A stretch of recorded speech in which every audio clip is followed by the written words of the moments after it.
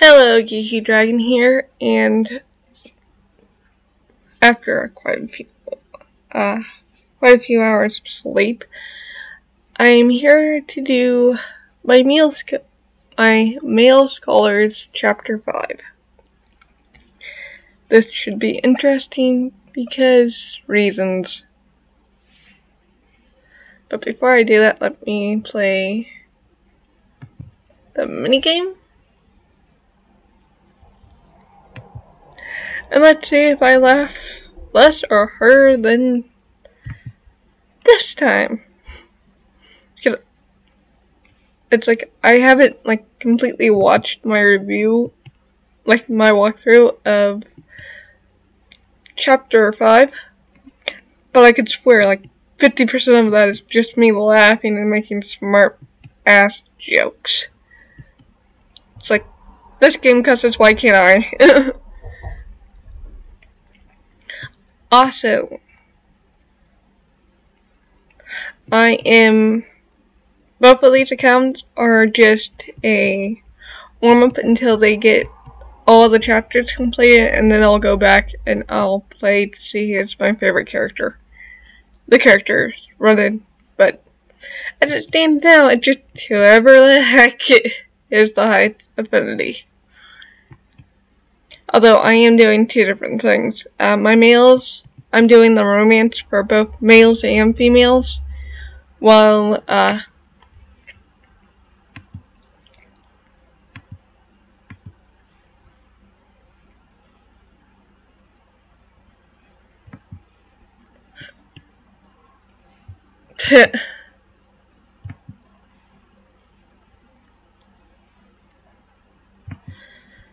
while this one that I'm on now is doing both males and females romantically. My female scholar is females are friends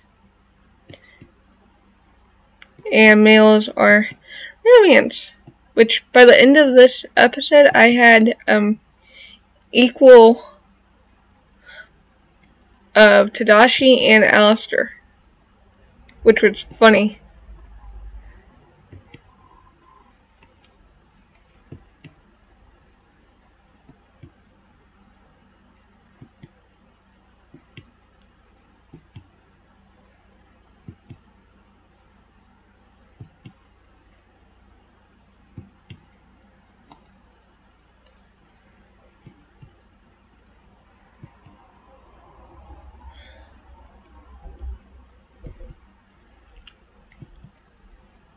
And also, I'm doing, on my Tumblr account, I'm doing, Pokemon teams for the Sweet Elite characters. I might do a team for my two scholars. But, let's see here. This is where I wanted to go. Wow! We're at 30.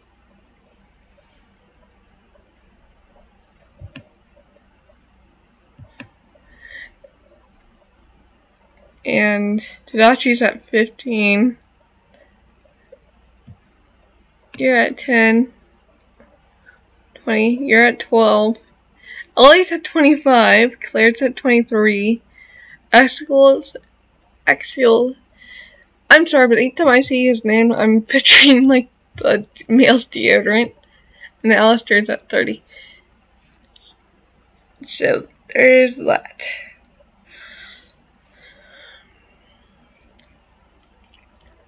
They're probably going to play the same. See here.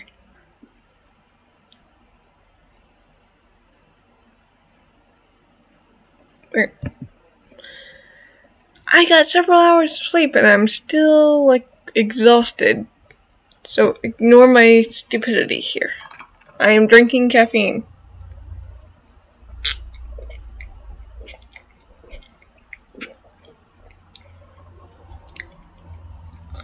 I'm drinking I want to call a knockoff of Mountain Dew called Mountain Frost. I actually prefer this better.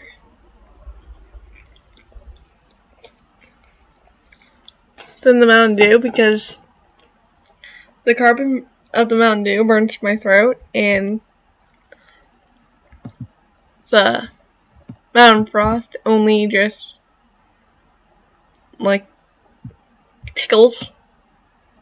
If tickling your throat's a thing. The multiple alarms I had set for today started ringing all at once. It was brutal, but it worked.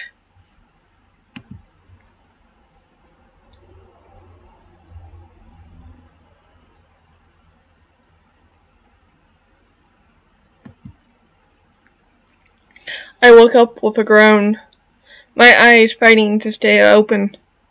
However, my heartbeat started increasing as I slowly remembered today's agenda. It was finally time for the department competition.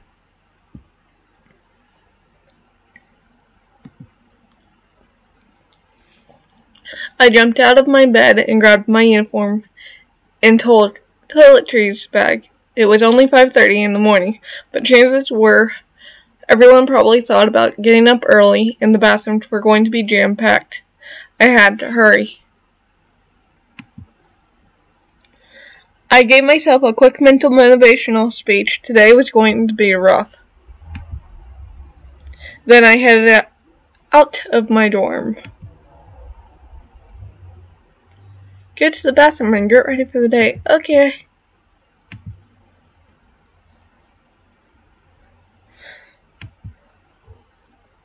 As expected, I wasn't the only one who got up early today. Tadashi looked like death, even with all the help we gave him yesterday to get his work done early. He looked like death. Tadashi, you need help. Like, yeah, I can totally see why you need the Muna. The Pokemon that helps you sleep. The rest of the classmates look like they're about to collapse from exhaustion as well, and wait.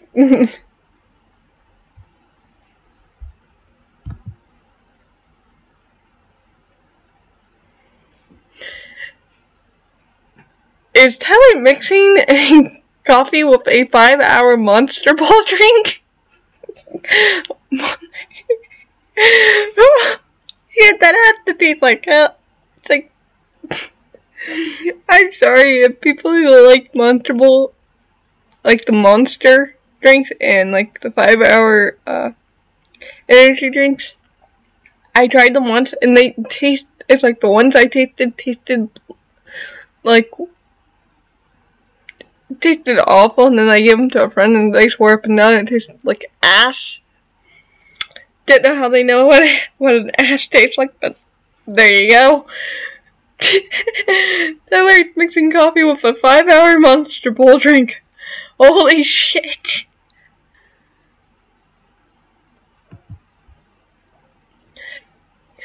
Tyler, that's a very, very bad idea. I can't let you do that.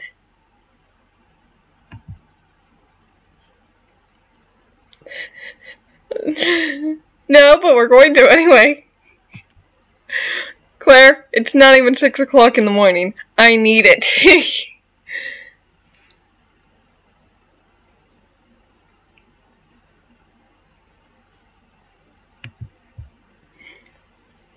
He's done it before, Claire. He knows the risk. Why, though? In what scenario did he do it before? Just, what? Why? What? I agree with Claire. It's like, what? Go big or go home, right, Taylor? Always. Well, okay, this is definitely the most bizarre morning I've ever had at Arlington. So far. It's like, we never know, it could get weirder. Looks like everyone is on edge, and the school's atmosphere is back to normal. Namely, high stress.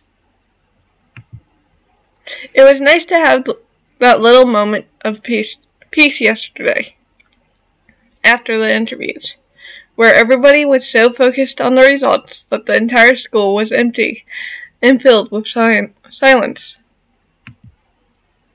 The interviews. Mine drifted off to yesterday's event. I still can't believe I ended up third in all of the grade. A part of me wants to believe that this is a mistake, that there's no way so many people liked my interview as much as they did. Regardless, if this doesn't give me a massive ranking boost, I don't know what will. Hey, Alexander, Rislin, loved that interview yesterday. What the Yeah, congrats on reaching third. A couple of students greeted me as I closed the door to my dorm.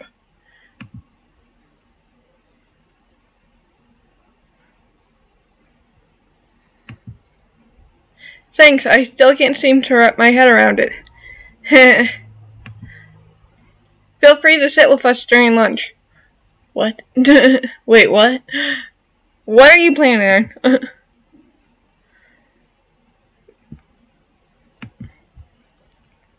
We should definitely hang out more. Sure, if I have time. Sweet, if anything, I'll see you in English class. Gosh, I didn't even know we had English together. Absolutely. Good luck today, Alexander Rislin. Can I add you to social media? Yeah, sure. Oh, me too. Me 3. How many people are... It's like...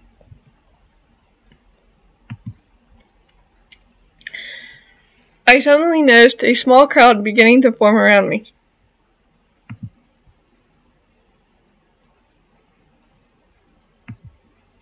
So many people were speaking at the same time that it was hard to concentrate on any one conversation. I'm definitely not used to all this attention. Could it be that it was because of the results of the interview yesterday? Gee, I don't know. Let me think about it. Yes. It's 100%, 110% that. I don't really know how to feel about this newfound popularity. Guys, if you don't mind, I kinda have to get ready. You want me to help you? Wait, what? How? I can bring you breakfast if you want. Oh no, it's fine. I really appreciate it, but I really much rather do things on my own. Thank you, though. The small crowd began to disperse, but not before I got a wave of new followers on my social media accounts. This is definitely a change from the beginning of the year. It's crazy how much things can change in such a short amount of time. Not even 24 hours ago, I used to be the invisible scholarship student. Alright, I might as well get ready now. As I turned, I bumped straight into Carolina as she stepped out of her dorm. Oh, sorry, Carolina.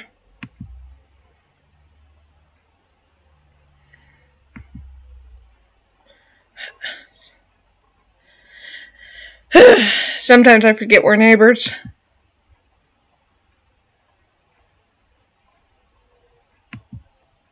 Your newfound popularity is making a lot of noise. It disrupts my morning beauty routine.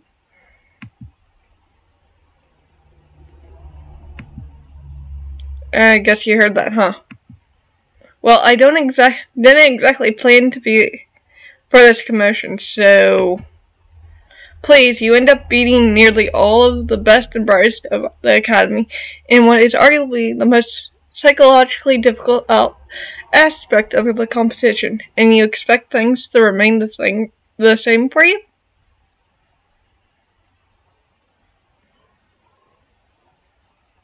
As much as I hate this character, she has a point.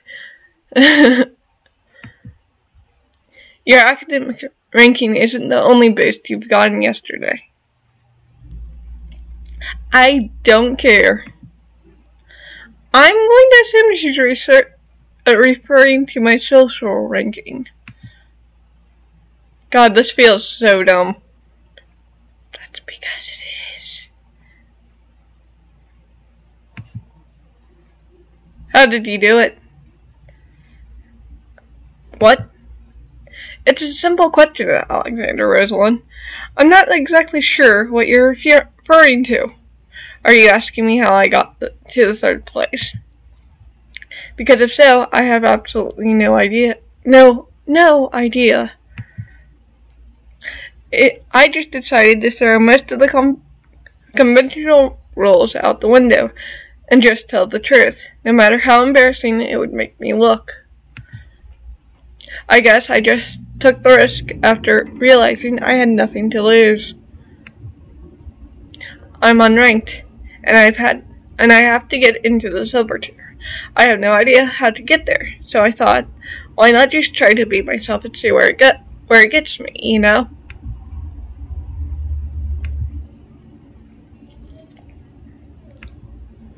Interesting.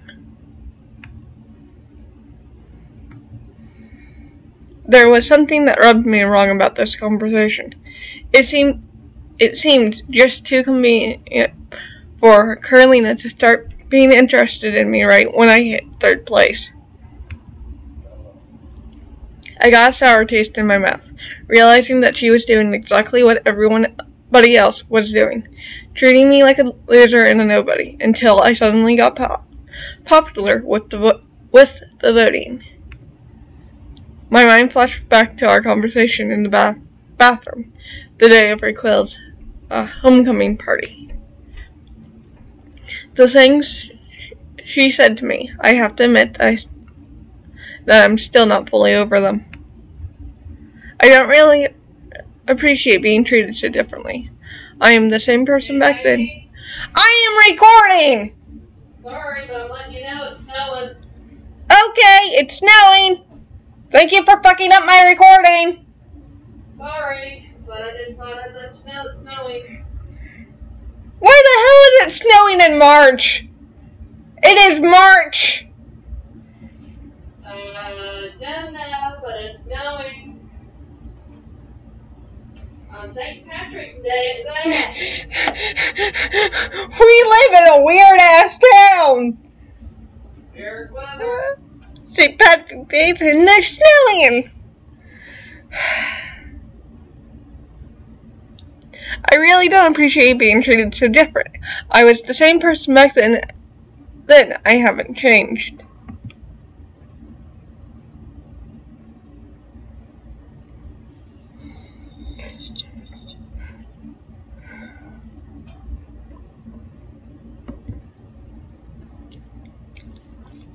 Maybe it's best to teach her a lesson by beating her at her own game. But why do you ask, Carolina? I was simply curious.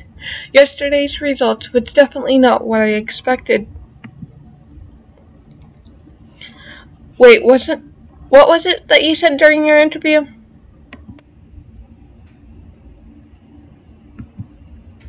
Hold on, I think it went something like, I think the best way of winning them over is to surprise them. Flash them a smile, find out what they think about you, and then completely turn those expectations on their head. She stares at me, shocked. You were definitely one of the most comfortable people in front of the camera. No wonder you ended up in the top 10. I really liked your interview, Carolina. So much so that it seems I've internalized your advice, don't you think?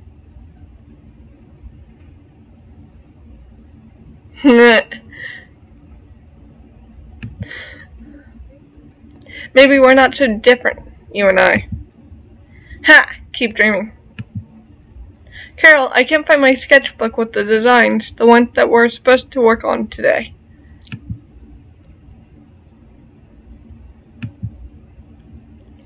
They were right there, I swear. Neil called Carolina from their room. She seemed really panicked. Hold on, I'm coming. I think it's on my desk. I don't think I've ever seen Neha so stressed before. It really wasn't like this last year. Anyway, best of luck with your day, Alexander Rosalind. Good luck with you with the competition, Carolina. I was about to head to the bathroom when Carolina stopped midway through closing her door and stared at me. Yes. What happened yesterday with the two jerks and the math homework? Never speak of it to anybody, especially not Tadashi. That just makes me want to speak to it with Tadashi. What are you...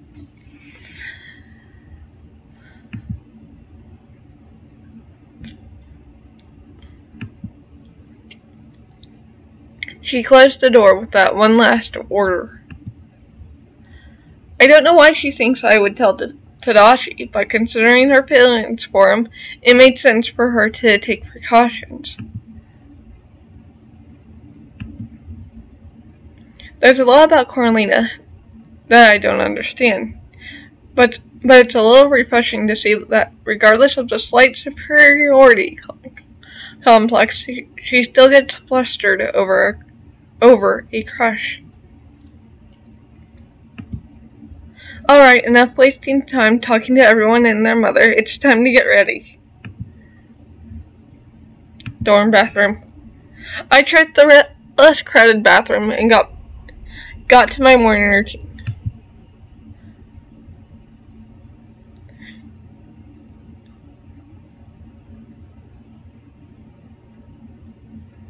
Carol,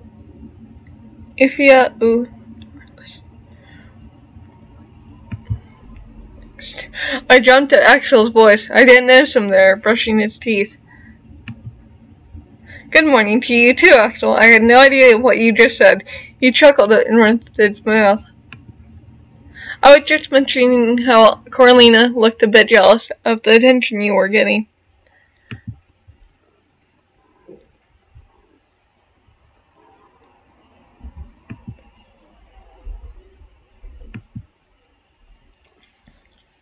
She made it into the top 5 last year. I think she was expecting to get into the top 3 this year.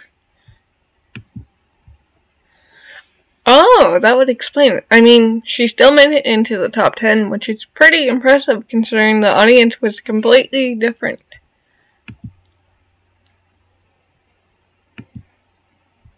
Oh, for sure. She's a force to be reckoned with. Just don't let all the attitude fool you. She's just as insecure as anybody else. Just enjoy the attention while it lasts. Surely you've noticed that these people are only into you because of the interview. Yep, we noticed. They're not your friends, Alexander.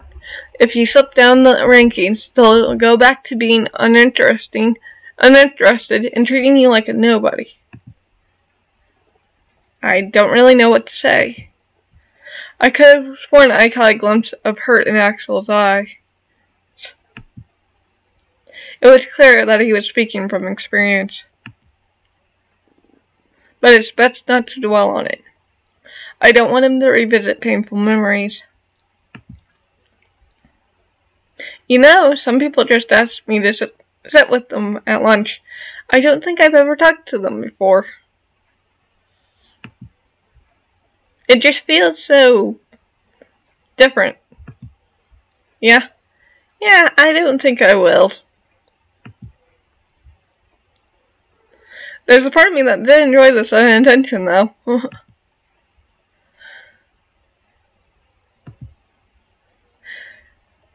Axel laughed heartily at my words. I don't know you well yet, but you definitely don't seem like the type to be swept up in celebrity fever. Word of life, never be complicit. Keep aiming higher. Oh, absolutely. I gotta make it into the silver tier, remember? Yeah, for you. It should be a piece of cake. I did it and I'm not that smart. Oh, come on. I bet you're super smart. You probably spend a lot more time on your career than on school. You're right about that last part, but no. I'm not at all on par with the geniuses of the gold tier. That shit is just way out of my league.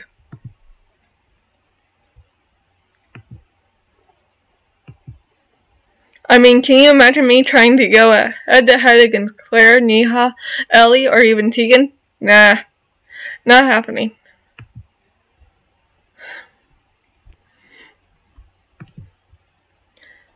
I only reached silver by finding loopholes in the rules and somehow pulling off good grades out of procrastination-induced anxiety. You call that finding loopholes. I call that creative problem solving. Ha! That's cute! No, seriously, it's untraditional, but it's a pretty clear sign of intellectual potential. I have my doubts about that, but thanks.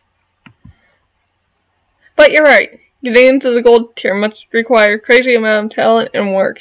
I can't really imagine myself reaching it easily. I mean, you're forgetting that Tadashi made it, and so maybe not that much talent. Haha!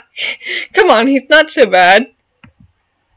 Alexander Rosalind, I'm convinced that he rigged the system in his favor. I know some of the people in the top 10 quite well, and there's no way in hell he managed to beat them with his intellect alone. He must have pulled some strings or something.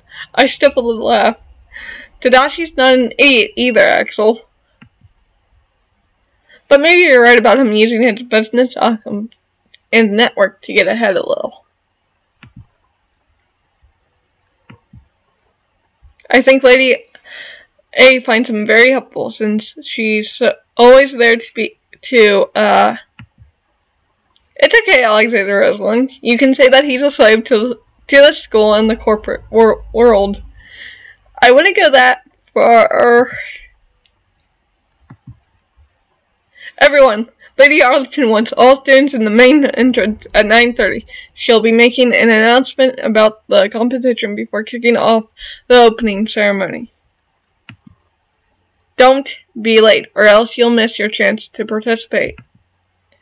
Don't come crying to me about missing it either, like you did last year. It's not my problem. I'm making rounds all over the school to spread the news, but make sure your department is aware. You don't all have to be present at the opening ceremony, but if enough of you miss it, then it's going to look bad on all of you, and it might cost you the competition. Good luck. He clicked the door, and Axel gave me a look. Yeah, okay, he might be Lady A's unofficial sidekick. You think? Anyway, I'm going to head to practice. My guitar's going to need some tuning, and my voice sounds like ass in the morning without any warm-ups, so... Peace! I waved back at him and finished up my morning routine quickly. Talking to Axel is always nice, although it gets a little unsettling when I remember how famous he really is. I'm having a lighthearted conversation at 5:30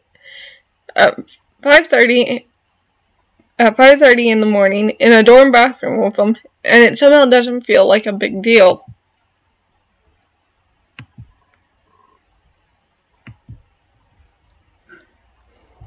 I wonder what he was like before he was famous. Alright, I should head to my department too.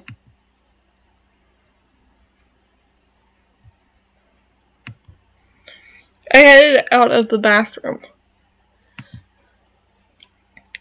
Maybe I could go with Axel. He must be still around the dorms.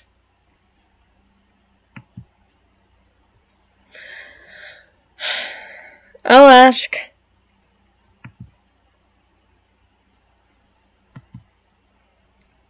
As I walked up the hallway in the hopes to spot Axel, I spotted a guitar case out of the corner of my eye. Looking at its direction, I noticed he was carrying it. Axel! Hey, Axel! Huh? Something wrong, Alexander? Do you mind if I go with you to the auditorium? Oh, sure, no problem. Neat. Let me just grab some stuff from my room. I'll see you in 5. I dashed towards my room and got everything I needed for the day. With everything settled, I made my way to Axel, and the two of us headed out of the dorms.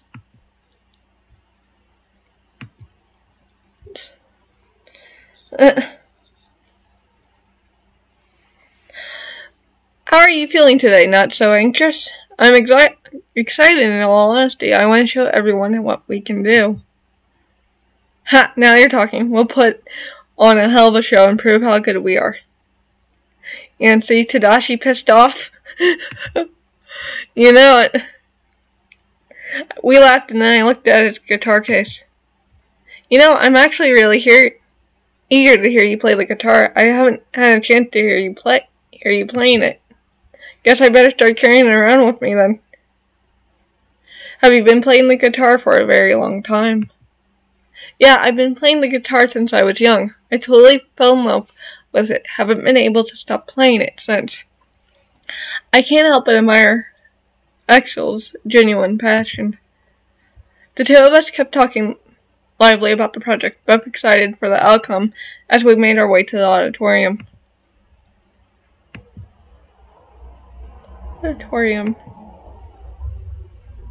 Second hallway. Third hallway. Auditorium. A fair number of students were already there, warming up and chatting with each other while waiting for the remaining students to come.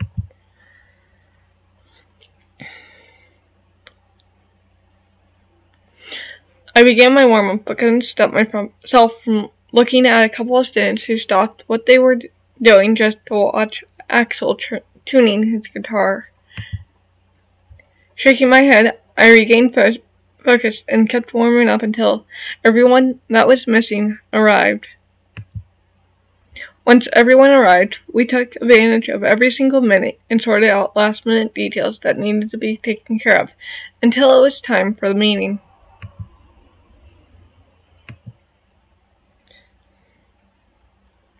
The game plan was made for the day, and we all began to work. Okay. It wasn't long before 9 a.m. came around, and we had to get into the opening ceremony.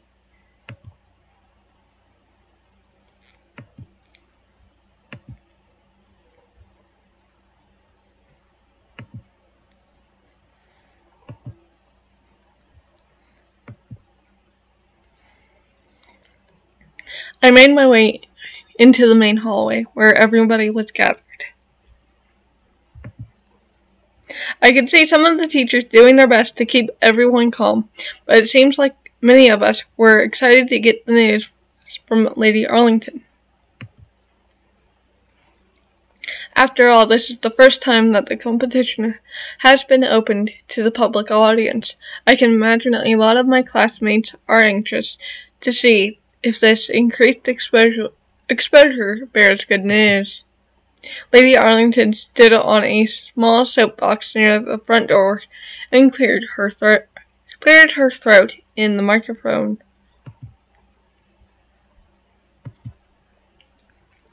The chatter gradually died and all eyes were focused on her. I spotted several cameramen preparing their equipment. It seems like we were going to be live streamed for the opening ceremony. But before that, Lady Arlington had to give us the instructions on what to do.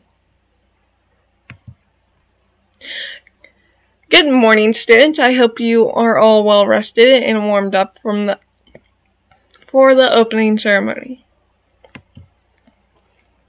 As you all know, yesterday marked the first ever public live stream of Arlington's interview portion of the competition. My colleagues and I have spent a good part of yesterday's evening and night to process all of the responses we've had from the event, so please excuse us if we seem a little tired today. We've had minimal amounts of sleep.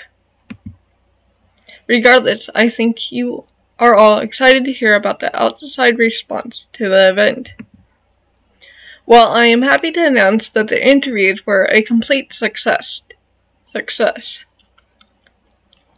It's not a type of sausage success. We have clocked in at around 1 million viewers during the peak of the live stream and have raised quite a bit in audience donation. Cheers erupted from the crowd. 1 million was a lot of people for a high school event. It was almost crazy to think that I have potentially been watched and voted for by this many people.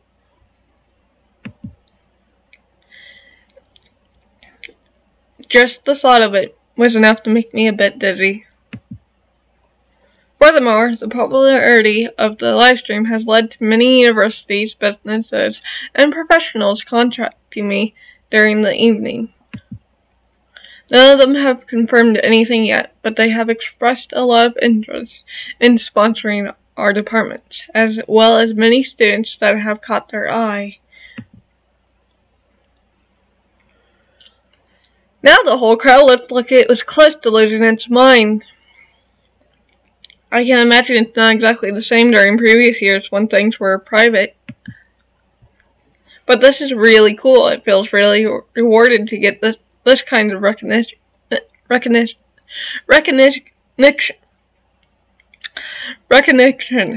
Dear God, I cannot say that word. Please, students, settle down. Of course, I have done my best to, coax them into accepting the deals of sponsorship, but they have insisted on watching the competition until the end to make their final decisions.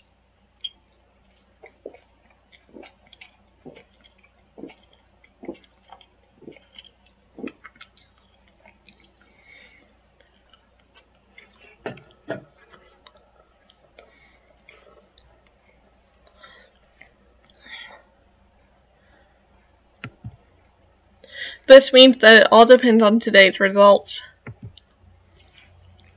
The interviews were a fantastic start, but you will have to follow up with stellar performances today. They do not expect your department project to be perfect, but it needs to be excellent. I have complete faith in all of you, regardless of who the winners will be for this year's competition. This is truly your moment to get that extra recognition and potential academic ranking boost.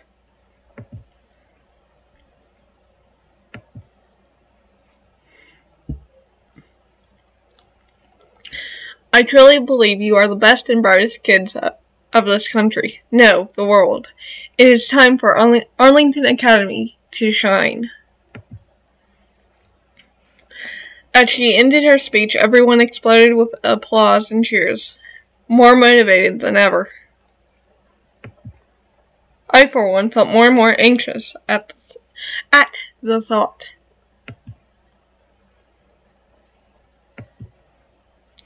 I was already horribly nervous for the interview, and now it seems like the stakes have been raised up even higher. What if I completely flunked today? What if I just got lucky yesterday and didn't deserve that third place spot? What if I ended up making a huge mistake during the showcase this afternoon and embarrassed myself in front of those many people? Okay, I really need to get it together. This really isn't the time to panic. I don't want to be a burden on anyone, especially all of the hardworking people in my department who are aiming to get these contacts. I need to do my very best. Alright, students, now that you're aware of what to do for today, we can begin preparations for the opening ceremony. Like last year, we will have a parade separated by departments. Each of you will advance following the lines on the ground. The senior students of each department will be in charge of following all of the visual cues from the camera crew and will lead their section of the parade.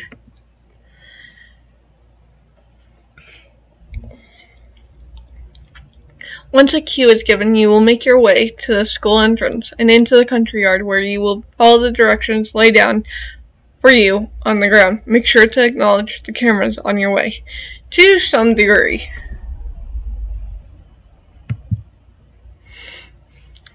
Furthermore, I've invited a few reporters whom you can see standing behind me. Lady A gestured to her back, where a couple of journalists waved at us. They will be reporting the event on their own, and some may even approach you for an interview. Please be polite while answering their questions. Remember that you represent the Academy and its values. That was a pretty clear instruction to avoid anything controversial. Axel didn't look particularly happy about the presence of the reporters. That's understandable, considering his experience with the paparazzi.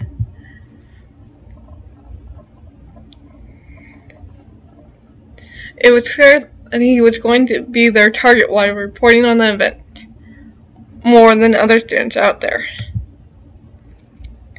The ceremony will start in 5 minutes. Please take your places. Senior students wait for the signals from the camera crew.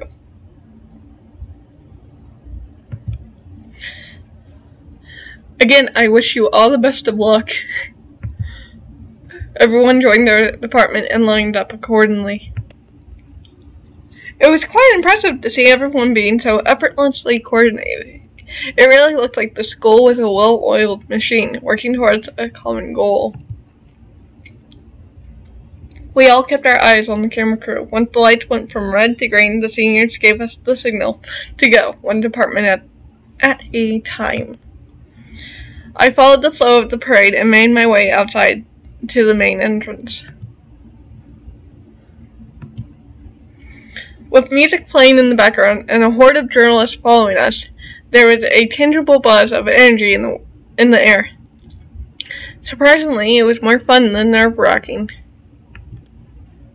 From the corner of my eye, I could spot some of my classmates being approached by reporters.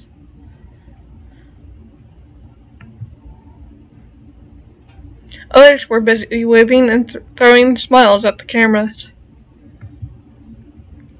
Not wanting to draw too much attention to myself, I kept my head low and occasionally tried to smile at the camera, but it came off a little more awkwardly than I would have liked. Karen, isn't that the student who placed third in the interview? What was he named? Oh shit, they found me. Oh shit. It's like our scholars will probably be like, don't follow me, don't follow me, don't follow me, don't contact me, leave me alone. Alexander Rosalind? Yeah, it's that kid with the scholarship. Oh no, bitch, I already see where this is going. Let's ignore the fact that I have already played that, but nah, bitch. Like, that wording right there just tells me the way you worded that just tells everyone what the hell you're thinking.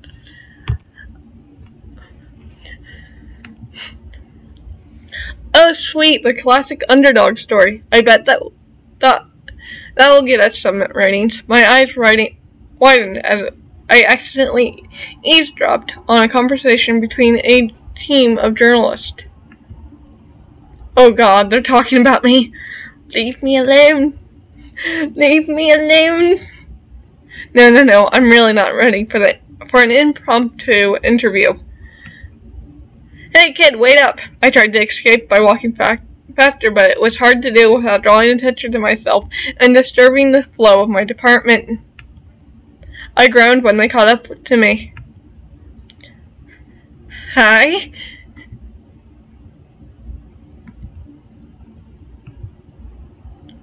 Hi, Alexander Rosalind. Is it? Yes. Wow, it's great to meet you. My name is Linda Jones from Channel 6 News. Nice to meet you, Linda. I tried to put on a brave front for Linda and her cameraman.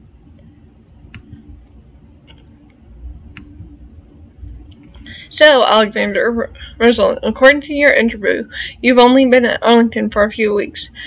Despite that, you managed to end up in third position of audience votes. How does it feel to be Arlington's sweetheart? Well, I'm grateful. I certainly didn't expect it to happen. I'm still having trouble believing it. Why do you think that people liked you so much during your interview? I guess they liked what I had to say. I tried to be as true to myself as possible. That's wonderful, though you must have some sort of secret. What? So, spill the beans. I'm sorry, I don't really, I felt myself make flips as I became less and less comfortable with the interview. Do you think your scholarship helped you helped you in getting where you are? Did you plan on that? No, I didn't have anything planned. My voice was cracking. As I started to panic, I felt a hand on my shoulder. Linda, it's so great to see you. Wow, you really haven't aged a day since high school. You look great. Amelia. Oh, that little stutter right there? That proves she knows she got caught. It's like she's buried in the fun. She knows she got caught. They exchanged handshakes and quick pleasantries, while I stood there confused but relieved. Look at you taking over for your parents as the head of the academy. Why, we used to joke about that every day back in English class during our senior year. Ah, yes, the class where Mr. Gerhan taught us about journalism, ethics, and standards in the communications and media model. As I recall, it was your favorite. You always wanted to be a reporter. And now look at you. I couldn't help but feel a hint of venom in Lady Arlington's voice. Despite her friendly and professional tone, she was trying to convey a message. Yes, I couldn't believe it when I actually got the gig to come back to the academy and report on the competition. Great memories, you know. Absolutely, it's my goal to make sure my students get that same kind of thrill. So please, could you maybe go easy on Alexander Rosalind? Some of my students are used to the press, but others still need to find their voice. It would be a shame if word got out that your methods of reporting were inappropriate, considering minors are involved. I saw a rush of fear go through the reporter's face. I stared at Lady Arlington in shock. Of course. Thank you for the interview, Alexander Rosalind. I wish you the best for the competition. Thank you. As soon as Linda and her team walked away, Lady Arlington led me back to the main hallway. Miss Arlington? It's not your fault what happened back there, but please be careful. These people will stop at nothing to get ahead.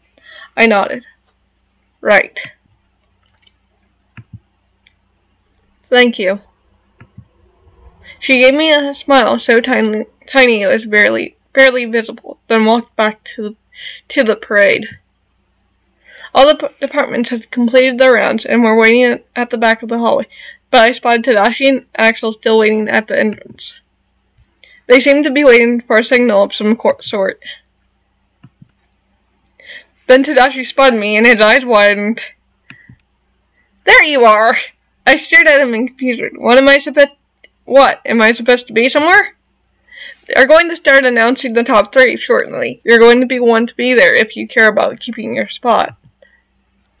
Yeah, man, take it easy. We still have a few moments until the announcement.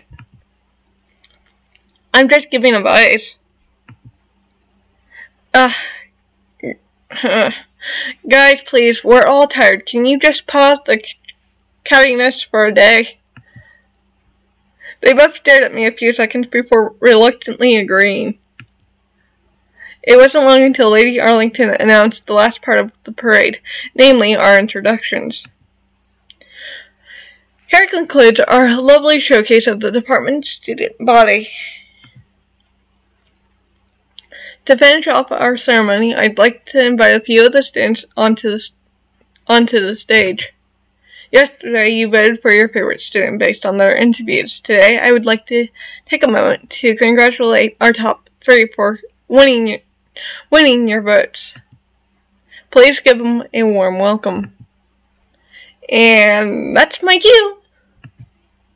Cameras all rushed to where Tadashi, Axel, and I were, waiting to get the perfect shot of our walk to the stage. Axel was winking and blowing kisses at the camera, thanking his fans for all the votes. Tadashi did his best to smile, but it was clear that he'd rather be somewhere else. I don't think he's the type to appreciate constantly being followed by cameras in general, and I'm sure his fatigue probably didn't help. I felt my cheeks redden as I tried to smile at the camera, but it seemed like Tadashi and Axel was a lot more experienced than I was at that sort of thing. I probably looked very out of place. Okay,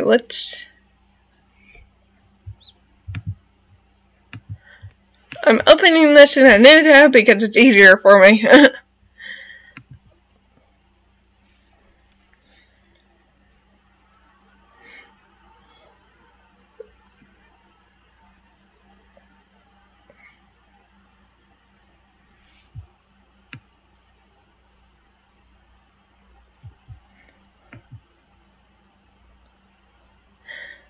Oh, yeah, we're awkward. We're really awkward. It's like, that looks awkward. We walked up to the stage and stood there with Lady Arlington. Congratulations, Axel, Tadashi, and Alexander. Would you like to say anything to our audience currently watching? Lady Arlington handed us the microphone. Lucky for me, Tadashi was the one who took it, much to Axel's displeasure. I'd like to thank everyone who voted for me. It's really an honor to have your support, and I won't let you down. The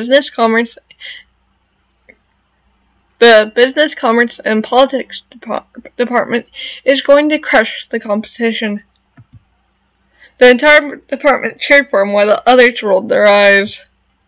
Axel gave him an unimpressed look and took the microphone. I got the best fans in the world. I love you all.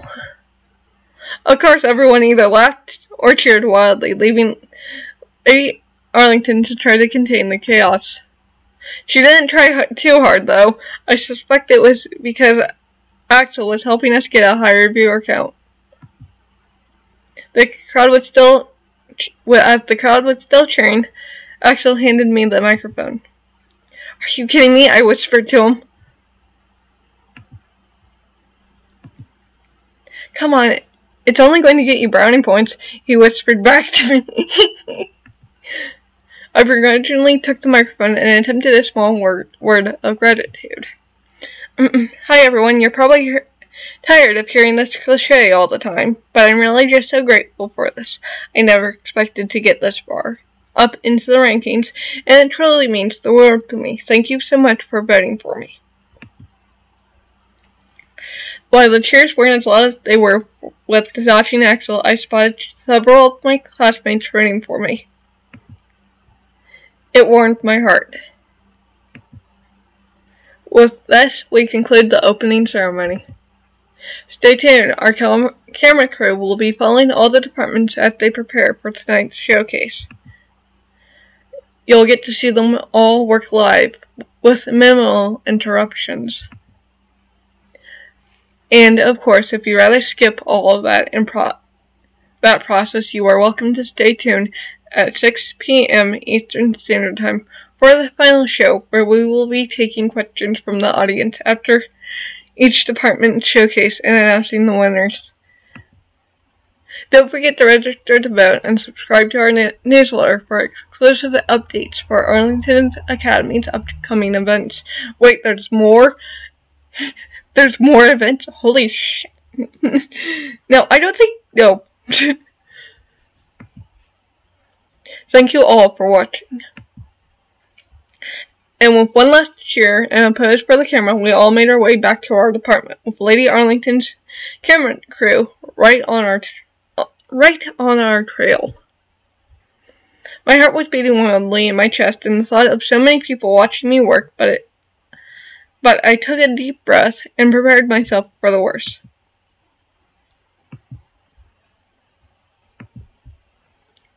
Second hallway, third hallway, auditorium.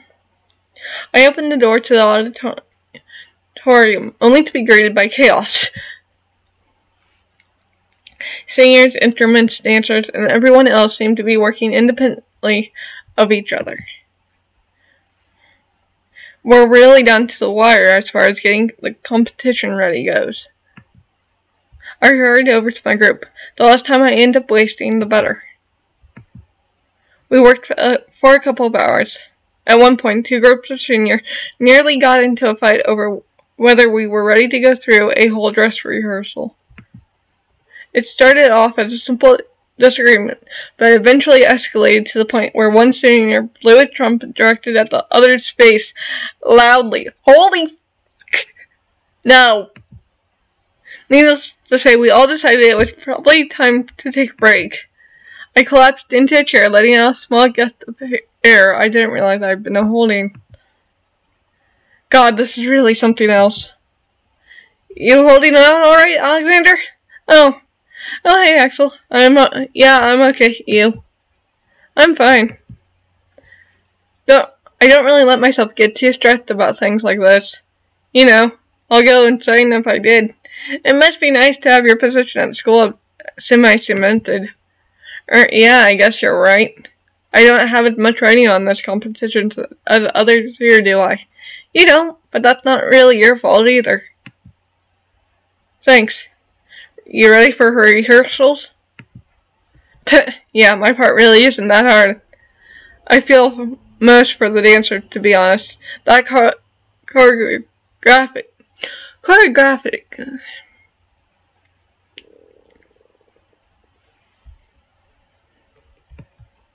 I'm letting my computer say this word. That choreographic. Choreography.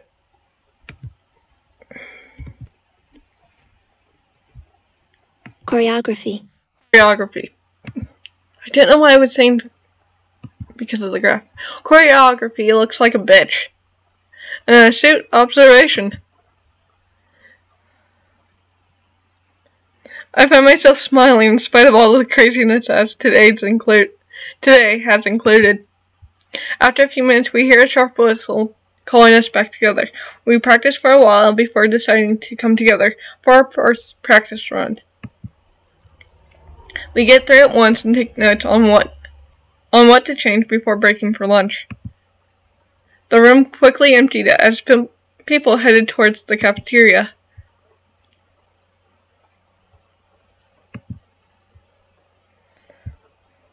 Second hallway.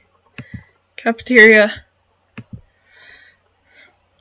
Wow, the lunchroom sure is busy.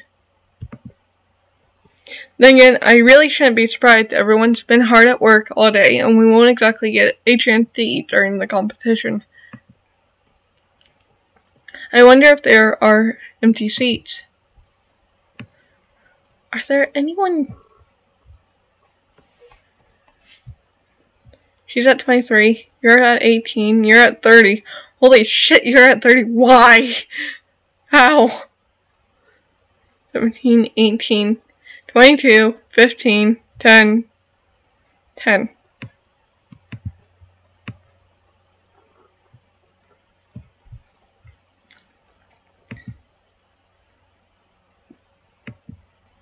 Hey, it looks like there's a couple of open seats near people, you know?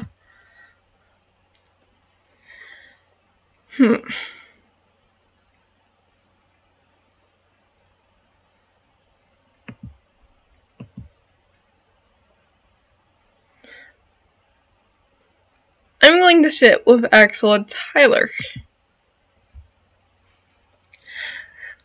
With my tray in my hands, I make my way towards them. Taylor notices me first and waving his hand at me.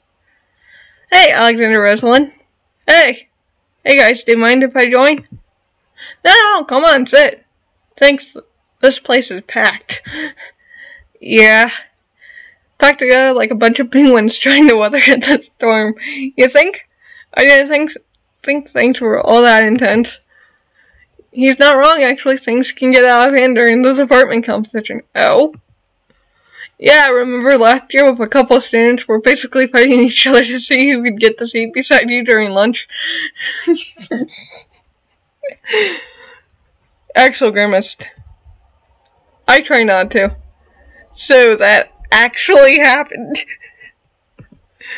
Unfortunately. It was crazy. A full-fledged fight would have broken out had Dr. Kim and Dr. Lee had not appeared and put a stop to it.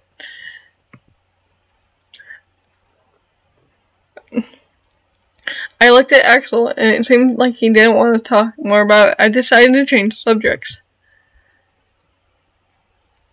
Are you guys ready for later? Hell yeah, I'm all pumped up thanks to my hella excellent Lucius pick-me-up drink. Patent pending. I'm feeling unstoppable. He gives a tap at his bottle. I suppose that's where his drink is. Taylor, you... You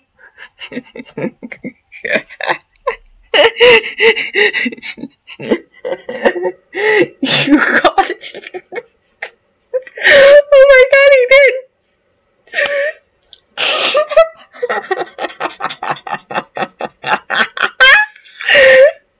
He got it up. The first letter betrays. It's help. Oh my god, this is hilarious. You called it help? Guess I did. I can't believe you put yourself to actually drink that shit. I drifted to the bottom, man. Knock yourself out. He means that literally Alexander Rosalind, it's that bad. Next. I take a whiff. Oh my god, it smells like gasoline and death.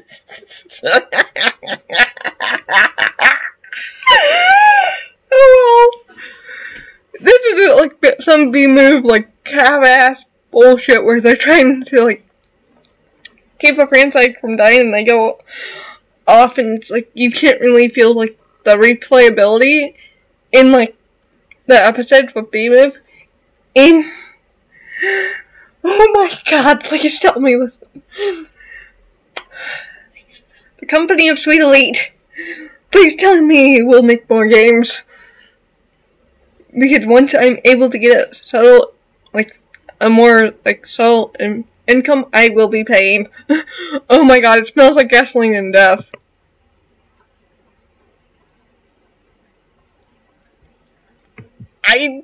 They both sound correct, so it's like, eh.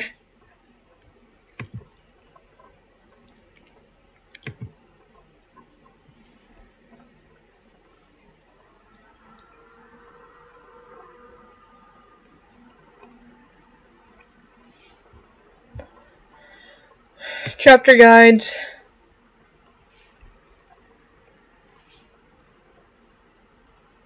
Keep reading.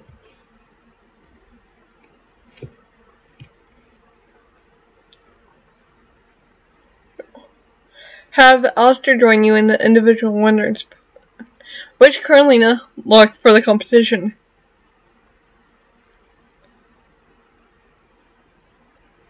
Means that you previous episodes. Go to the roof.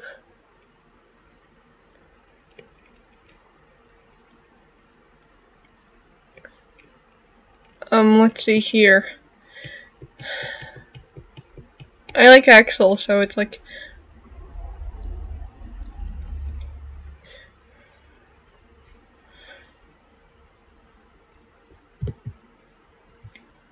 how in the world did you not get sick? I also wonder about that. Next. As if I'm as healthy as a horse. This lame drink would never take me down that easily. Next. Come on, dude. Admit you got sick.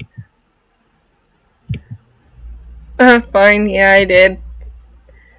It wasn't that bad, though. I only stayed in bed for 5 days.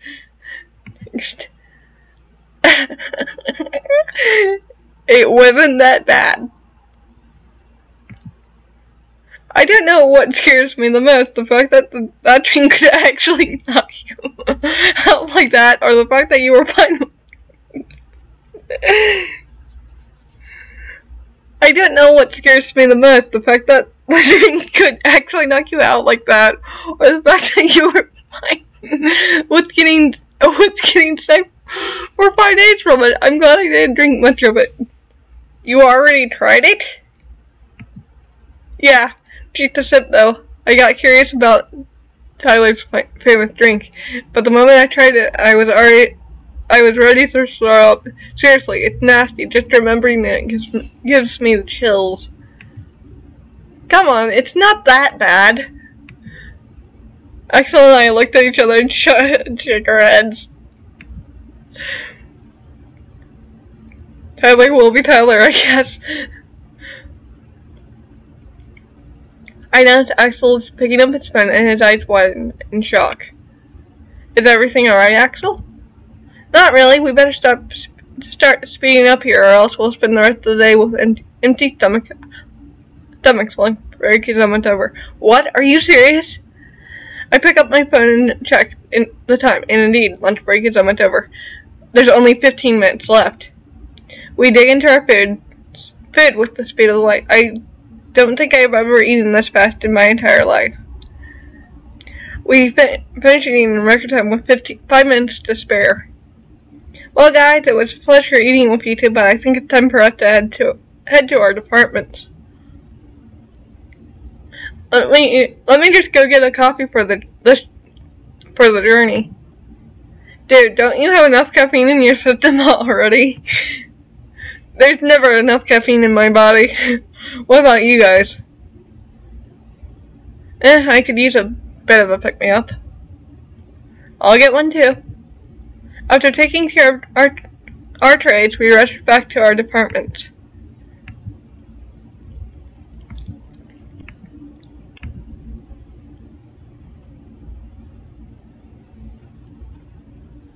What's here? Like, is this see-through?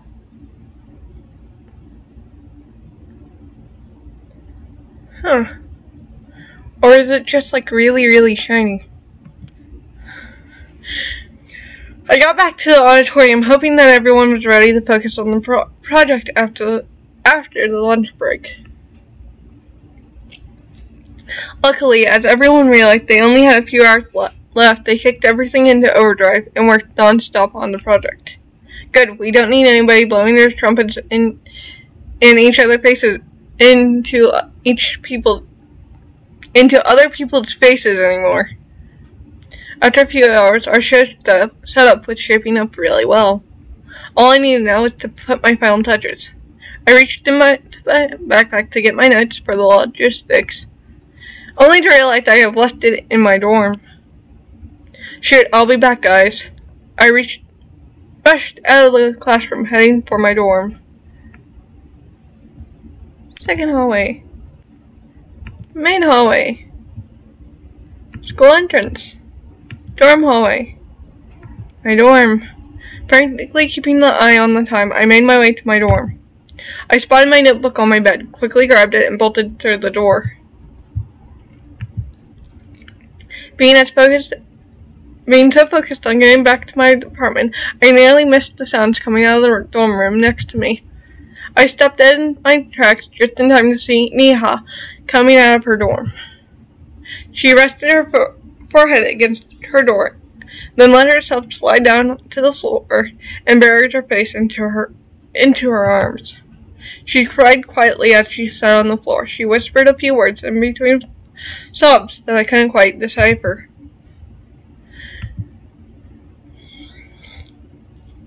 I felt my heart twist a little. I didn't know what was wrong with her, but it always seemed to me that Neha wasn't the type of person that could be easily shaken. A part of me wanted to stay and help her. We might not be close friends, but I knew the department competition was important for her and her business. But then again, maybe she wouldn't like me to intervene. Neha has always been a private person. Talking to her about emotional matters hasn't exactly yielded a high success rate in the past.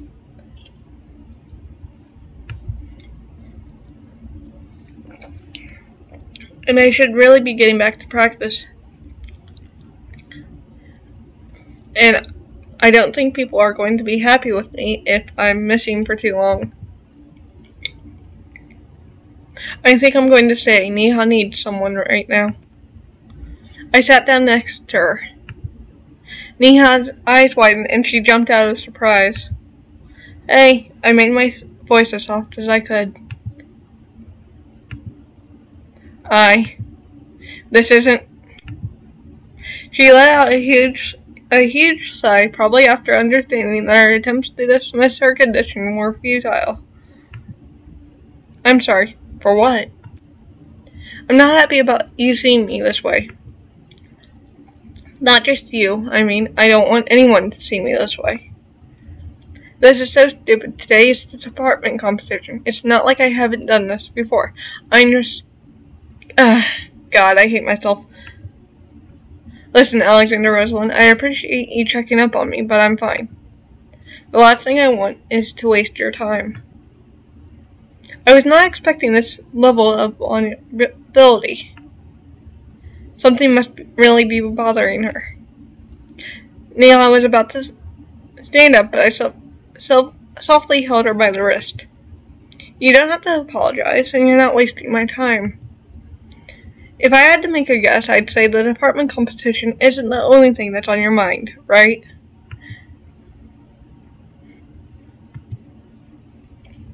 You're surprisingly perceptive. She sat back down next to me and took a deep breath. You don't have to tell me. I'm happy to just, be here for emotional support. Neha looked at me for a few seconds. She seemed to be thinking about what to say. I waited patiently. Tell me, when was the last time you saw your family? The question caught me off guard. The last time I saw my dad was when he dropped me up at the airport. It was about 3 days before school started. Why?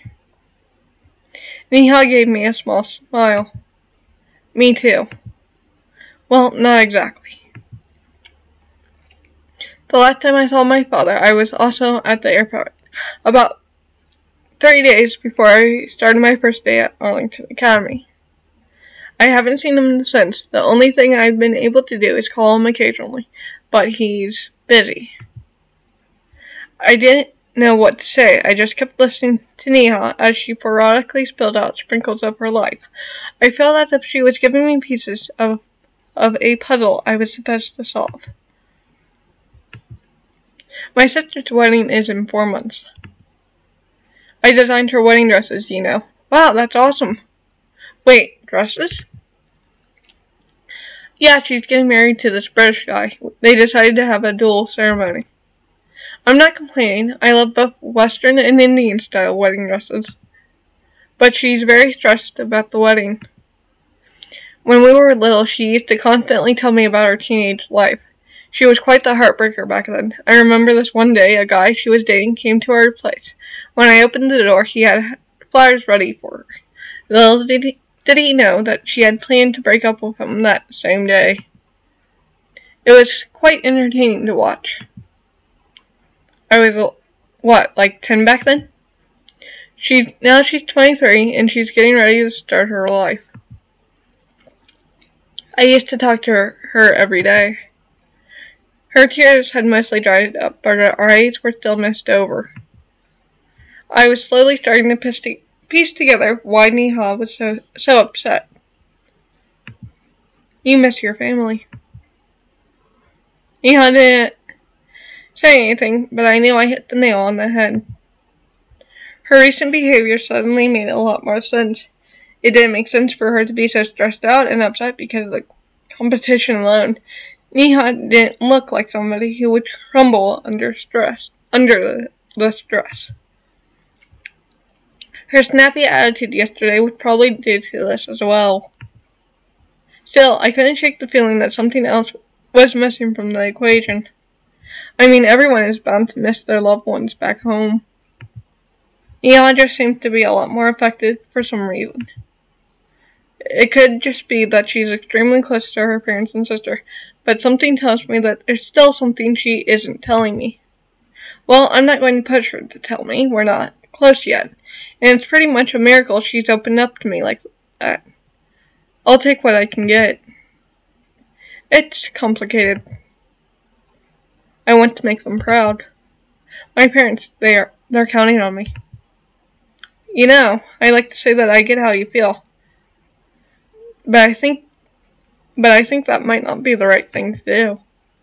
Actually, of all the people of this school, you might be the one of the few who understands. Oh. Yeah. I was skeptical about you. I still am to a degree. You seem a bit too naive. But I like to think that I'm pretty good at reading people. I understand their true nature. Miss Khan told me it's what makes me a good designer. I understand someone's essence down to their core. I just make it manifest itself in physical form through their clothing. I don't believe I'm ready to give myself that kind. I don't know if I'm ready to give myself that kind of credit, but part of me believes it's true. Interesting. What do you think my true essence is? My true essence, Lynn. Judging by your interview, I'd say you're very genuine and caring. It's pretty rare, but people pick up on it. It's probably why you ended up in 3rd place. You told the truth. Yeah, it was scary as hell, though. You'll get used to it. When I first came to Arlington, Carolina told me that the only way you'll get other people's respect was by being honest with them brutally, if needed. Well, I don't know if I'll ever be able to get on Carolina's level anytime soon. Neha gave me a small smile. I miss my dad, too. When I got my acceptance letter for Arlington, he worked overtime every day for 3 weeks in order for us to be able to afford the full uniform set. It's crazy. I've tried talking to the fashion department about it. There are countless ways to use the materials more effectively, but they won't listen to me. $250 for a uniform skirt is absolutely insane. They're not even that high quality. If I can do anything to help you with that, let me know. I'm sorry your father had to work so hard. It's okay. Besides, it's not your fault. We both stood slowly. Neha leaned against her door a little and gave me a grateful look. You unlocked the new illustration. Go to your dorm and click on the book to check it out. I could feel a little that Neha carried a heavy burden, but it was nice to see that I helped her, even if it's only a little. And let's refresh.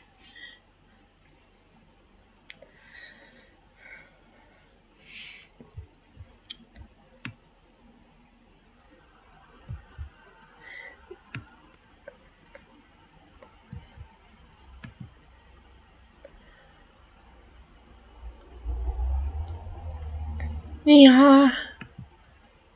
Damn, I don't even know if I'm pronouncing her name right. Neha brushed off her skirt. We should go back. We've only had a few hours until the competition begins. Oh shoot, right, I hope I have time to finish my task. Thank you. I smiled at her. You don't need to thank me. You didn't have to listen to me, especially not during working hours of the department competition. In fact, I would rather not have to put you through this, but anyway, I appreciate it. I'm just glad you're feeling a little better. It would be a shame for you to miss so much of the competition because nobody was there to listen. Well, I wish you luck on your department's showcase. Same to you, Neha. We parted ways, and I hastily made our way back. My department and I spent the last couple of hours finishing our project. Due to the high level of stress, I wasn't sure if everyone would be able to finish on time. But we pulled through. With only a few minutes to spare, we finished the project. It was finally time. Now, starting quick go to the auditorium. I was just there! It's like we were just there, though! I took my seat at the section of the auditorium reserved for my department.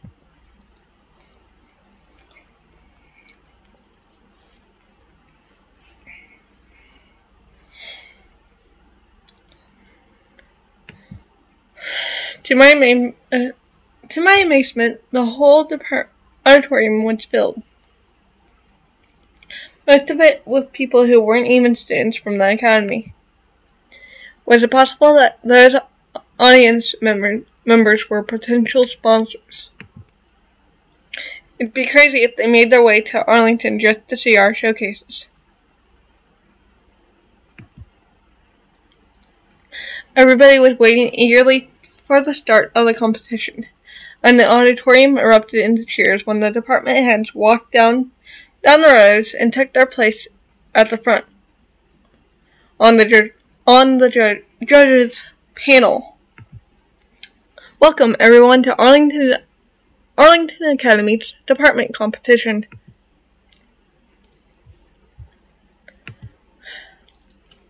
This is the moment you've all been waiting for. After hours and hours of hard work, our students are finally ready to showcase their projects. Of course, we're counting on you to vote for your favorite performance. Votes will open as soon as the last department finishes their showcase. Don't forget to register our website to vote. Don't try to cheat the system, as we will automatically delete all votes we suspect are duplicates.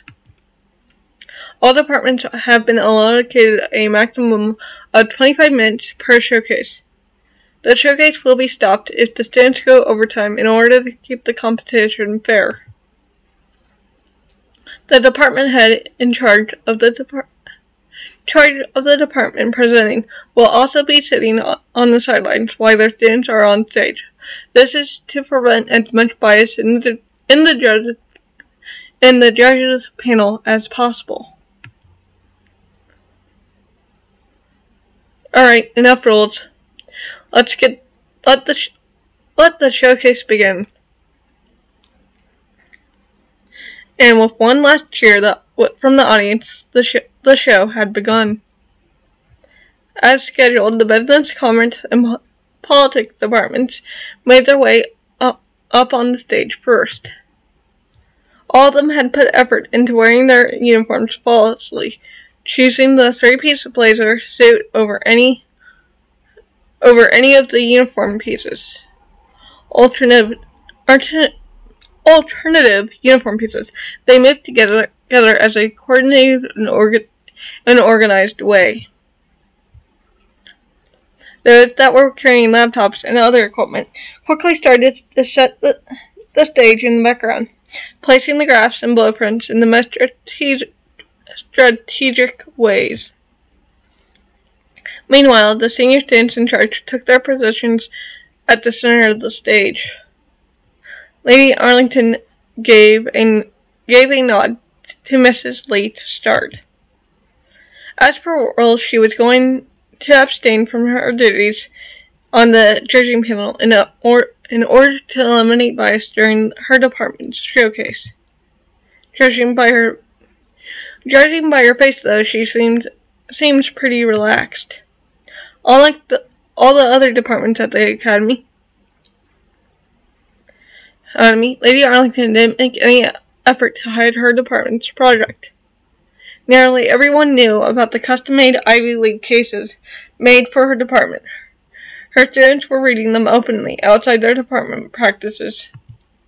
They must be pretty confident about their winning chances if they didn't bother hiding anything. I have no idea what a business case is.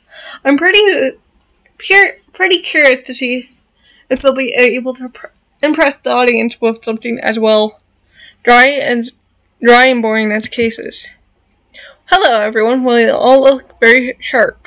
Love the whole uniform coordination. So, what is it that you will be presenting to us today? Thank you. We will be solving 2 cases. The first one will be about the cost reduction of an already established company. The second will be dealing with the entrepreneurship and building the business plan for a startup. Holy shit!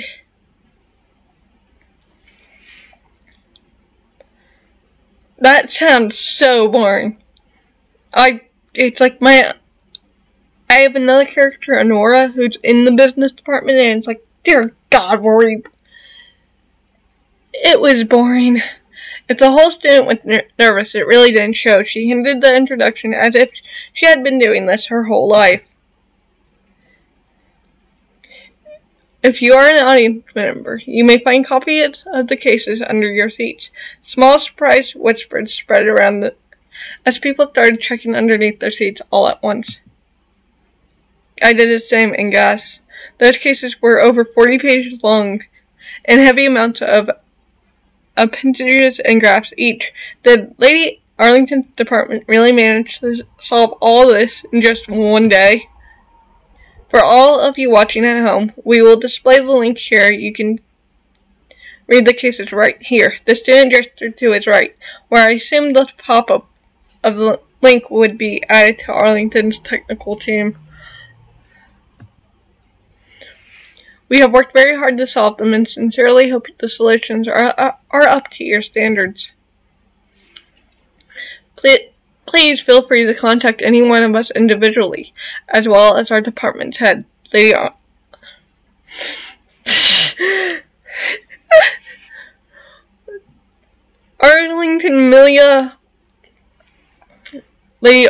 Arlington.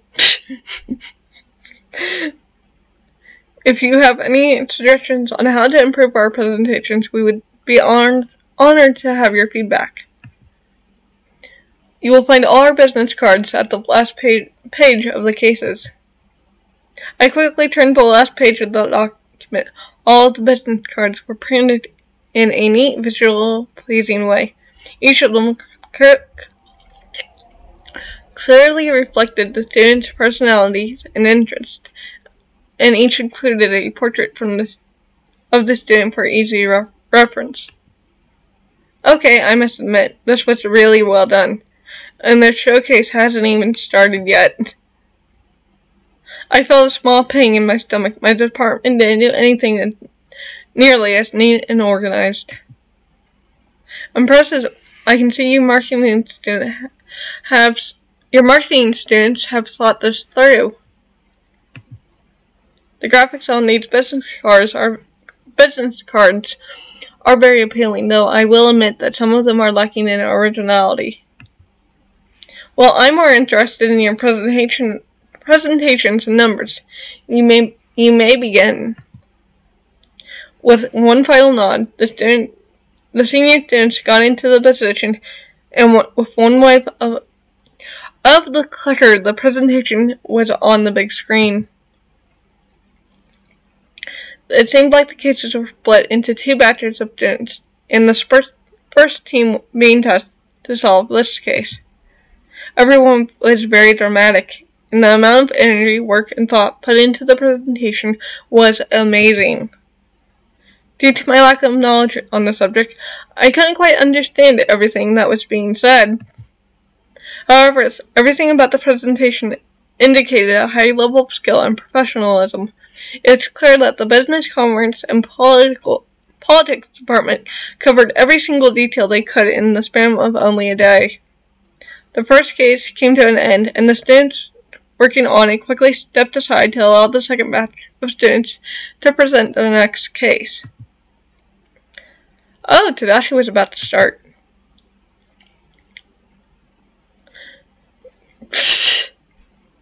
Good evening, ladies and gentlemen. My name is Tadashi, and I am the CEO and co-founder of FAKE Company Inc. My partners and I will be presenting our main product prototype to you, as well as our projected financials. I'll be upfront about our weaknesses. Our target market is underdeveloped and highly volatile. There is a lot of risk involved, and many assumptions had been made. However, we truly believe that these weaknesses have been successfully kept in check by the competence of our team and our unparalleled focus on delivering value to our customers.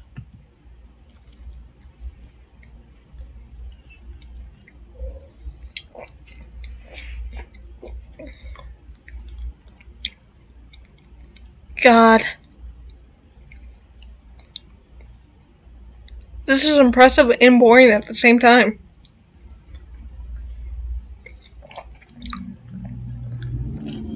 And my mouth had decided not to work. And to invest into our company. He slipped into this fictional role pretty well. If I didn't know this was a competition, I might have believed he was the real deal. Tadashi and his team immediately moved into action and started their presentation. It was clear that each of them was carefully chosen for their role, taking into account their personality and skills. A few of them had a clear talent for numbers and proceeded to explain all the financial models of the case. It was fascinating to see how easily they made the calculations seem. Others clearly had a flair for design and marketing. The visuals were stunning and professional. Those were the ones with the most stage presence. They used their charm and language to make the otherwise boring topic quite engaging. Then there was Tadashi, who fit the role of leader so naturally it was almost scary. He acted like a sort of jack of all trades, having a foot in nearly all aspects in this fictional company and directing the presentations towards a common vision. It was kind of weird to see him on stage like that. I've always known logically Tadashi must be good at what he does for him to end up number one in the rankings. However, I've always known him to be overworked, tired, and close to burning out.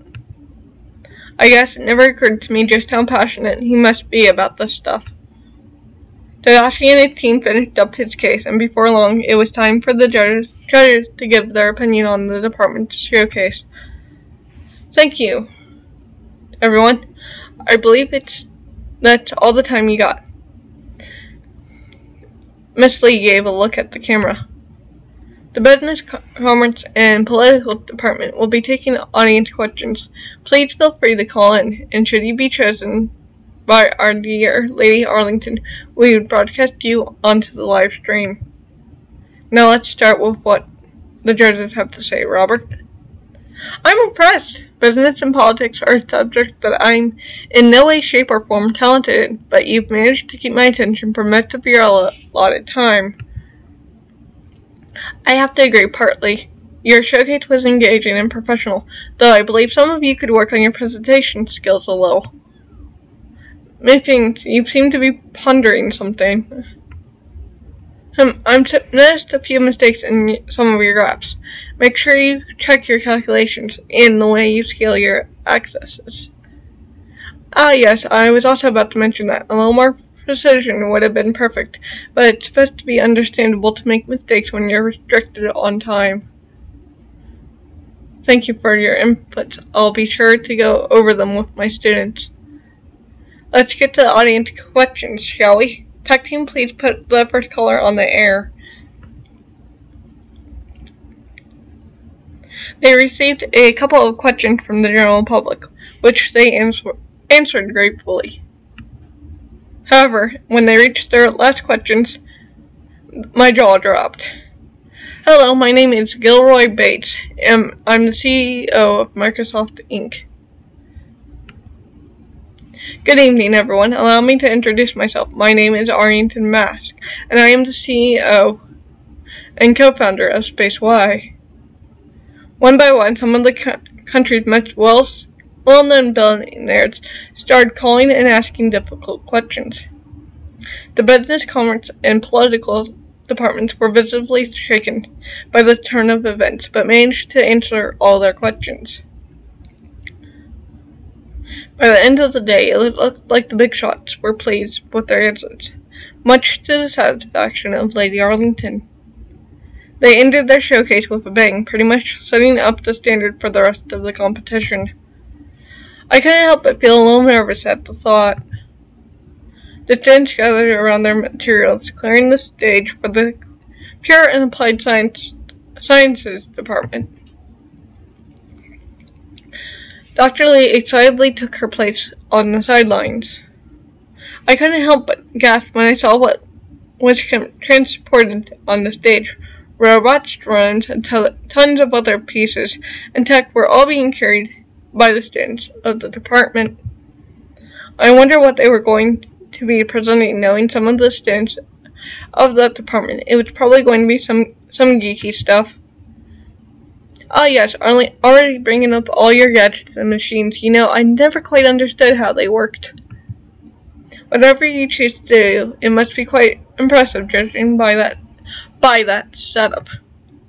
Could you please tell us what your project is? Of course, Lady Arlington. We've decided to collaborate on one big project, showcasing how all our skills put together can solve a real sociological issue that affects everyone with the use of technology. Wow, that's quite an ambitious endeavor. I cannot wait to see what you have in store for us. You may begin. He pressed the button on the clicker, and their presentation slides appeared on the big screen. Ladies and gentlemen, let me ask you, have you ever wondered what it would be like to experience a day without any traffic? Even better, have you considered how much safer our day-to-day travels would be if we somehow delegated some of that heavy work to, say, an AI? Every day, thousands of people get injured or die in automobile accidents. Every day, business lose substantial amounts of money, in lost commute time and lateness in transportation. Today, we are here to propose a prototype of a new system.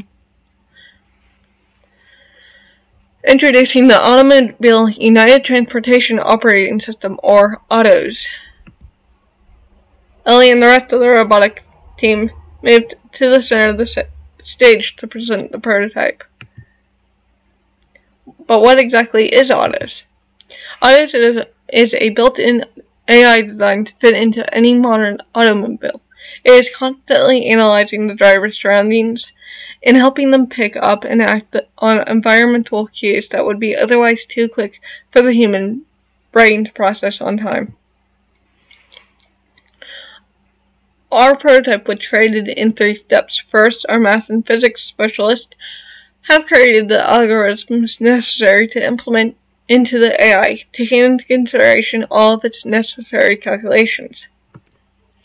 Second, our lovely programmers have coded and optimized said algorithms in order to turn it into software. And lastly, our Mechanics and Robotics Club have integrated this software into their physical prototype, designing the final product to fit it properly into your automobile. Now, I'd like to invite each of those teams to go into more detail on their task. I tried to follow everyone's math explanation, but I found myself scratching my head at times. The calculations were detailed and precise, definitely more advanced than the average calculus class here at Arlington. Tegan, can you go ahead and explain how you optimized the software for auditory sensor? Sure. The first option that came to my mind would be the to code every single case individually. Of course, that would end up being inefficient as the AI becomes more and more complex.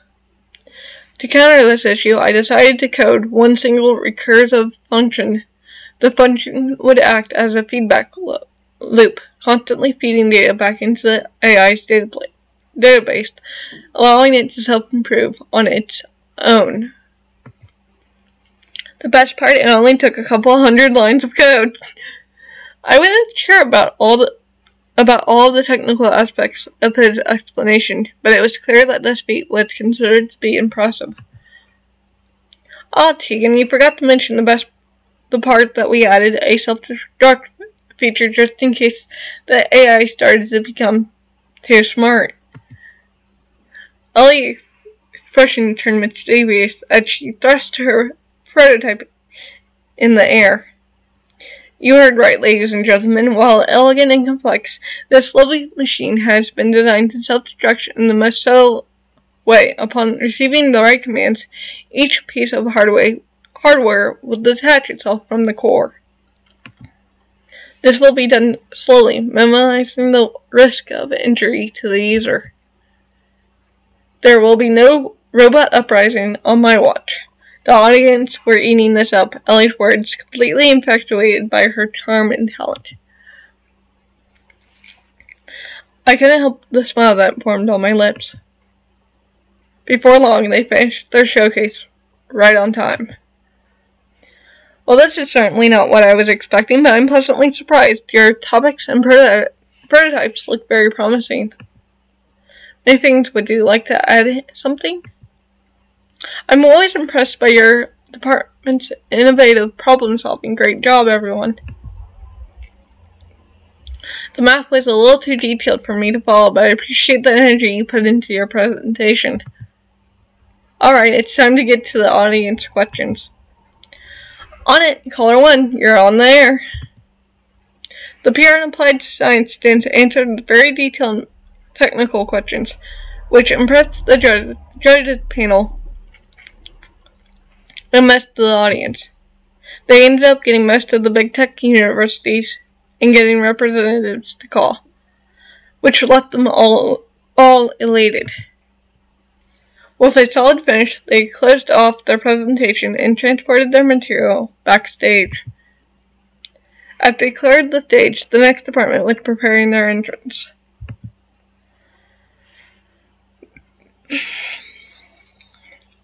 The Health Sciences and Biology department plagued my interest, as they all walked out up on the stage dressed in full lab equipment and carrying what seemed to be a... Actually, I have no idea what that was. It looked like some sort of animal or monster. Holy crap, is that what I think it is? It is! What is it? Amazing. What is it? Hello, students. You've got quite a lot of material with you. I hope you've been practicing your proper lab safety. Can you introduce your project to us?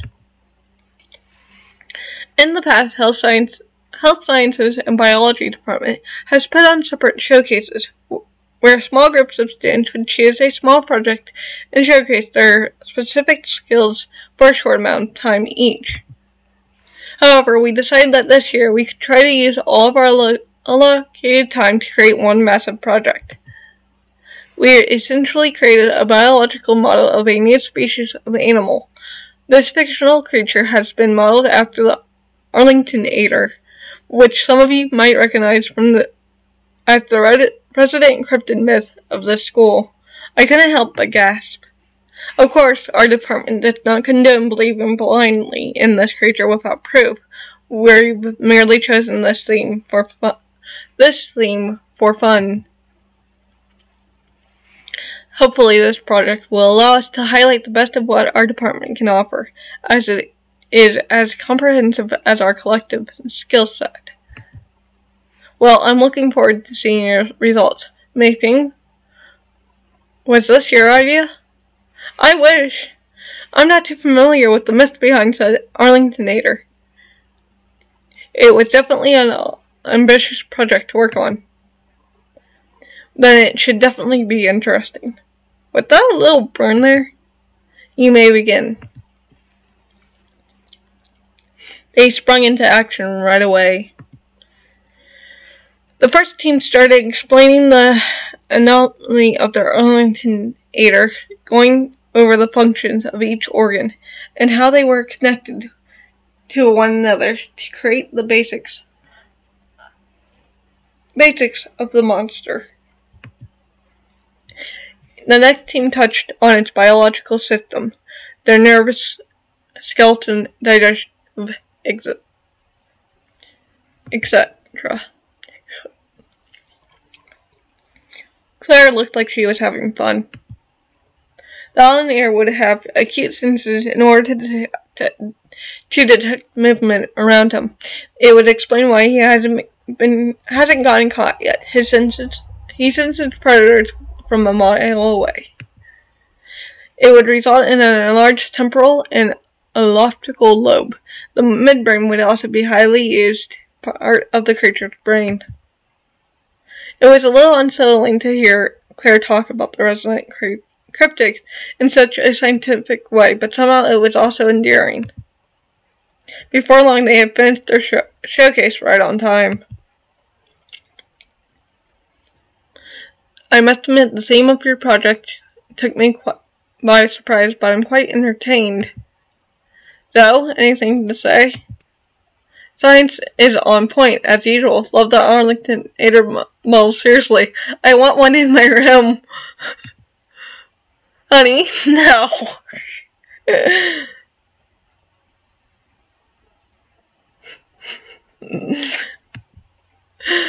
Well, I definitely appreciate the artistic detail into your sketches and prototypes. I'm not too convinced about your lab safety protocols on stage, but I'll give it a pass for today. Alright, Dr. Wu, can you bring up the audience questions? With pleasure. Hello, caller number 1. You're on the air. They received mostly technical questions, which seniors happily answered. But I couldn't help but chuckle at some of the callers, who were requesting a model of their Arlington gator for themselves. In the end, I was surprised on how well the health science and biology department performed.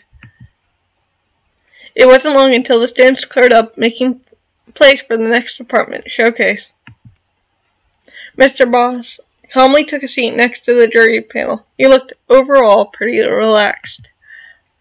The audience was awed when the students of the fine arts department started to bring their material on the stage. There was really everything: paint, canvases, crowns, paintbrushes, and even what looked to be stuff to make sculptures. I really wonder what they were going to be pulling off. Welcome to the stage, dear students. That's quite a lot of stuff you got. Can you introduce your project to us? The senior students in charge cleared their throats and gave the audience and cameras wide smiles. They seemed very giddy to start their showcase. It was kind of cute. If you don't mind, Lady Arlington, we would like to demonstrate what our project is rather than to explain it. We believed it would take away from the experience to use words. Oh, that's intriguing. Robert, I don't know what you got these kids to do, but they look very eager. I admire that energy. What can I say? We love what we do in the fine arts department. Very well, you may begin whenever you're ready. The seniors nodded to each other and then gave hand signals to everyone on stage. Immediately, the department split into multiple teams. An upbeat jazz song started playing from the speakers as everyone started to grab various materials and prep their working space. I saw Tyler reach out for some of the bigger canvas and some spray paint. One of the seniors in charge took a chair and adjusted the microphone to its height as he sat down. He opened his arms to the audience. Good evening, everyone. My classmates and I are about to show you that we, in the Fine Arts Department, believe that there is an artistic inside every one of you. Our goal tonight, besides winning the competition, of course, is to inspire you, to show you that everything that you can imagine has potential. We can work with nearly anything you give us. So we would like to involve a bit of the audience participation tonight. A bunch of loud whispers filled the room. The senior students waited until they were mostly calmed down. I want you to think of any word, anything. It can be something completely random, just anything that comes to your mind. Once you got one, I'll walk up to you and I'll give you the microphone. You will then be able to choose which one of the teams on stage you'd like to see execute your rendition of your word, artistically speaking. We only have a half an hour, therefore we won't be able to get to all of you, but I will do my best to cover as many people as possible. Thank you for participation. For participating, everybody. I have to admit, it was a brilliant idea to get the audience to participate. The energy of the auditorium really felt like it had reached another level. It took only a few seconds until the hands started flying up everywhere. The camera crew diligently followed the senior student as he climbed out on stage and randomly selected members of the audience. It was interesting that the student was willfully trading all their chance.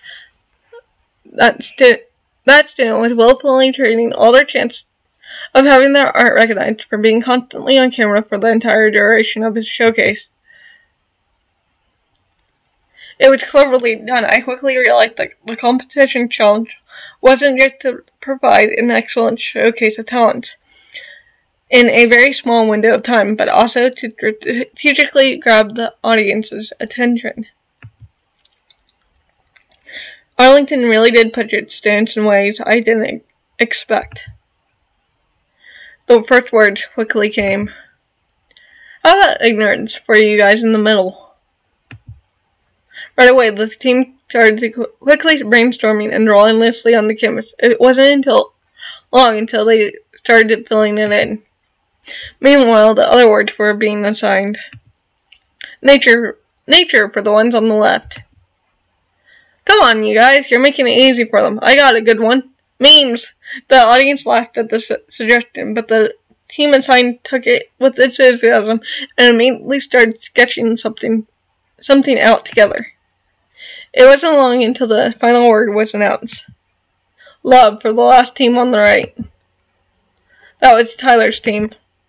I bet he would have loved to receive the meme one. Nevertheless, he gave a thumbs up and started brainstorming with his assigned team. Meanwhile, the team that was assigned the first word was finishing up. I was astounded by how fast they had worked. The canvas was about 7 feet long, but the way their styles meshed together was really cool. The style was definitely abstract, but I could piece together the image of a couple of people willingly putting on blindfolds, with random darker shapes coming out of their mouths. The team's leader grabbed a microphone and gave the rundown of what the art piece was supposed to be. We wanted to comment on how ignorance tends to stem from an unwillingness to learn from others, and thus the blindfold. The characters are intentionally painted to be looking away from each other to emphasize the lack of open-mindedness. Coming out of their mouths is a bunch of nonsense, essentially. To showcase nothing concrete or positive usually comes out of willful ignorance. The crowd applauded heavily at their painting, and the team carefully moved the canvas away from the center of the scene to make space for the next team. It only took a couple of minutes for them to finish their art piece. Everyone was done at the speed of their work. I could really see how the years of practice helped them develop this kind of quality in such a short amount of time. It was a stunning mix of styles, both abstract and realistic. The painting was that of a woman, and her hair was being long and spread all over the canvas. Within the hair there was all sorts of leaves, trees, flowers, even a river flowing. It was really beautiful and mesmerizing. It's a bit self-explanatory, but the woman in the picture basically represents Mother Nature, and her hair is nature. Not quite as elegant as the last team, but I think the painting makes up for it big time. The change in the audience was obvious by the next team, as the next team got to the center. Of course, people would be excited to see the meme king, and wow, they didn't disappoint. I wasn't sure how to begin to describe it. It was a mix of so many internet references interwoven into one giant painting, put together, created what looked like a frog on a unicycle. It was cleverly done, and judging by the audience's reaction, the comic aspect was definitely working. Before they could give commentary to the work, Lady Arlington cleared her throat. Forgive me for my lack of knowledge in what teenagers are into this day, but what exactly is that?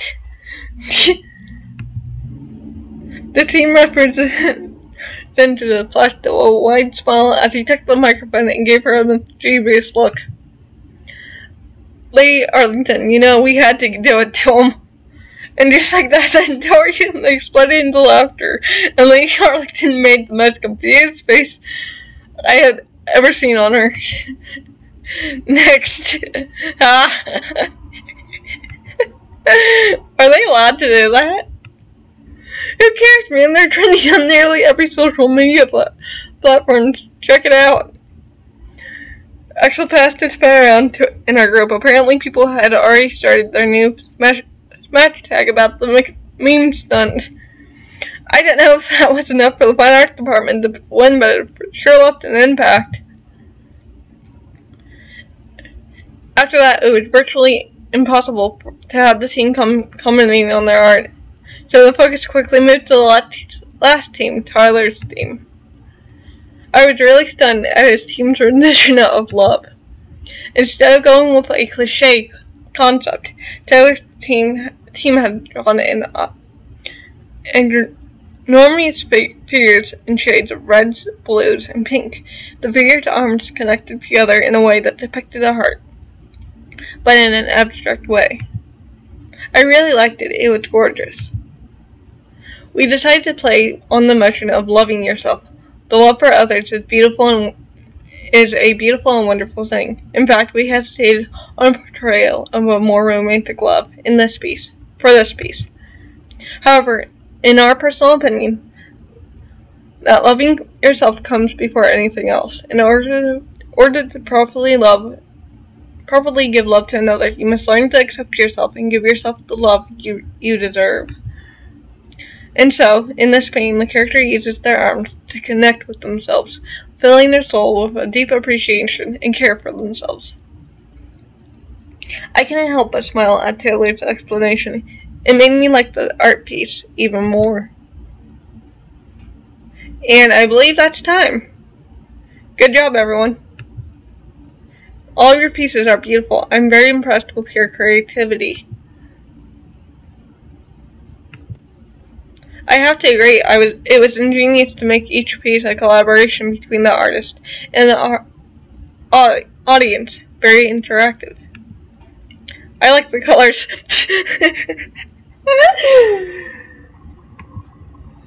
Mr. Boss did not look too impressed by Coach Davis' critique, but it made me chuckle. Alright, it's time for the audience questions.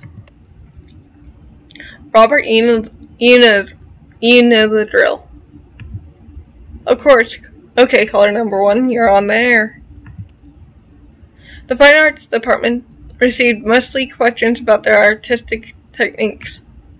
However, it wasn't until a museum curator called to request for the painting to be exhibited in one of their shows that the students started to really get into the calls.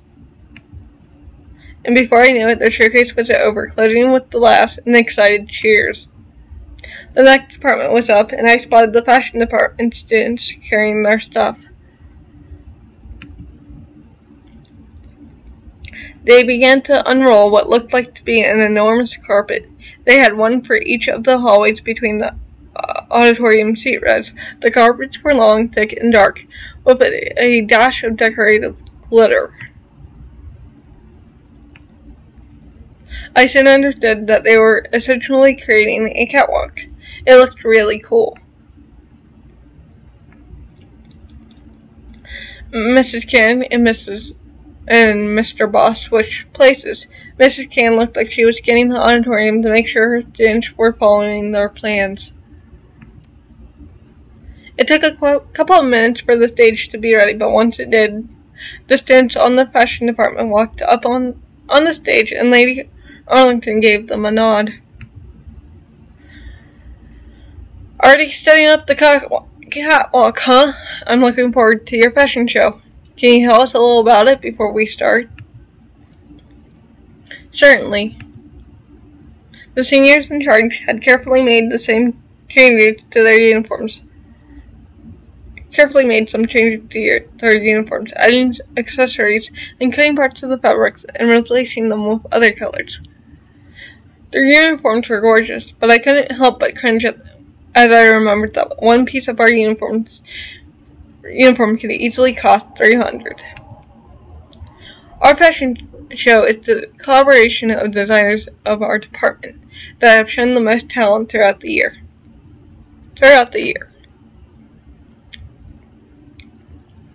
With a movement of her arm, the senior mentioned at the students behind her.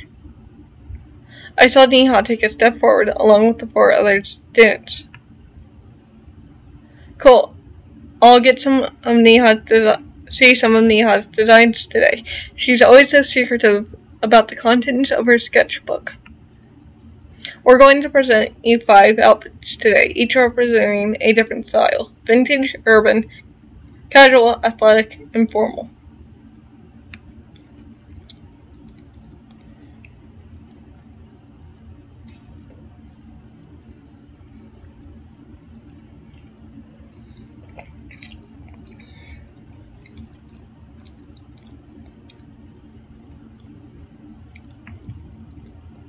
The entire department has helped create the pieces that you will see on the catwalk today, each person adding in a small detail to complete the outfit.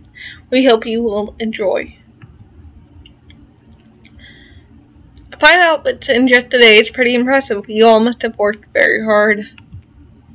Please, Amelia, working hard is a normal standard for my students. Fair point. Alright, students, feel free to start whenever you're ready. With a nod to the technical team, the lights in the auditorium started to dim, and a type of runway music started to play. The first model came out of the backstage and started to walk. The camera crew I'm starting to lose the ability to talk. The camera crew skillfully followed them around, making sure they grabbed a shot from every angle. I was instantly blown away at the vintage style. With an oversized skirt and long hand gloves, it would definitely felt old school, but somehow the designers managed to make it look modern by using specific fabrics and sewing the materials in unconventional ways.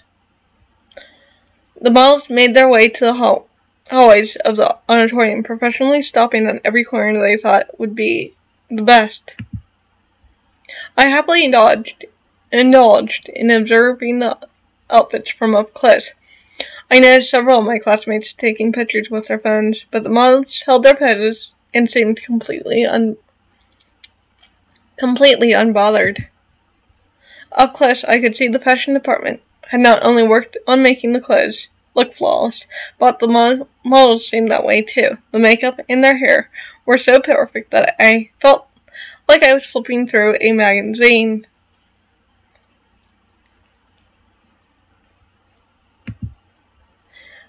I don't think I quite realized how artistically intensive fashion could be. The music changed into something more upbeat, and the urban style came up next. It was really well done, with every accessory clearly created by different designers, but somehow fitting together really well. The colors used were diverse and harmonious. Holy shit, that jacket slays. I need it. Same here, man. I need to ask Nia if she can get that fashion student to make me a custom one. I'd pay big money for it. Show off. I don't think I could afford such a jacket, but I would like to have it too. The athletic and casual styles were up, and I must admit I fell completely in love with the casual style.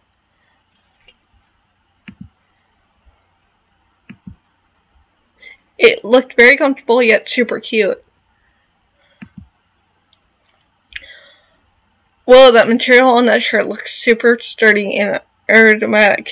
Alistair watched the male model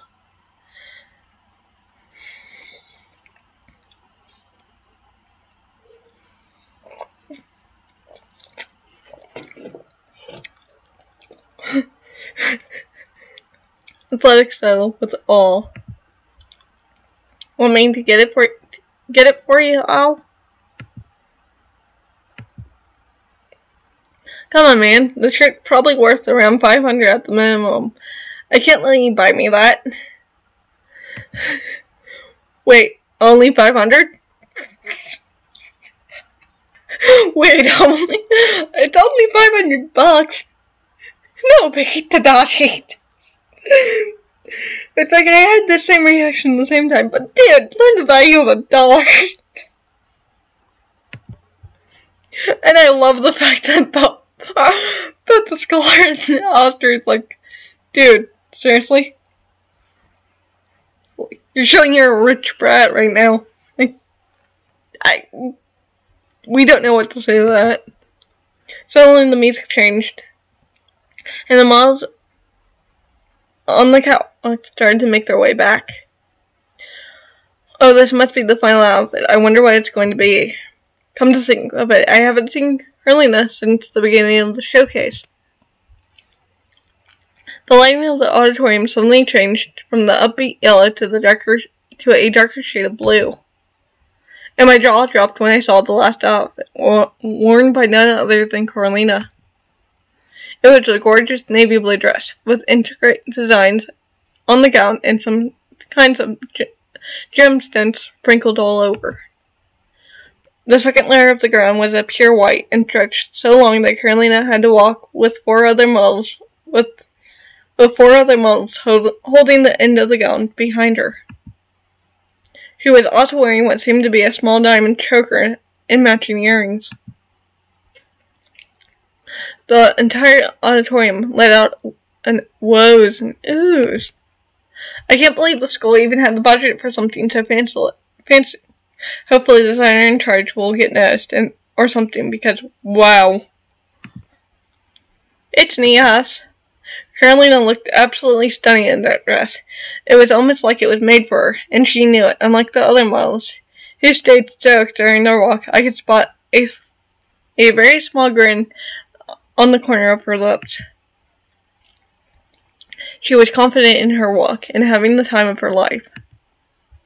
It wasn't long until Carolina finished her walk and retreated, leaving the audience to end the showcase with a thunderous applause. The four designers walked up onto the stage and gave a graceful bow together. The rest of the department followed. Fantastic job, everyone. I am very impressed by some of the clothes I've seen.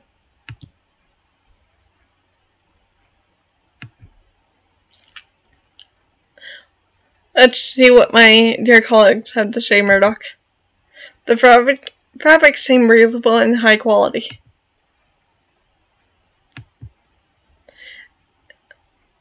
Do you have anything to say about the aesthetics, Murdoch? Alright, well, yes, they are all very well done. Good job.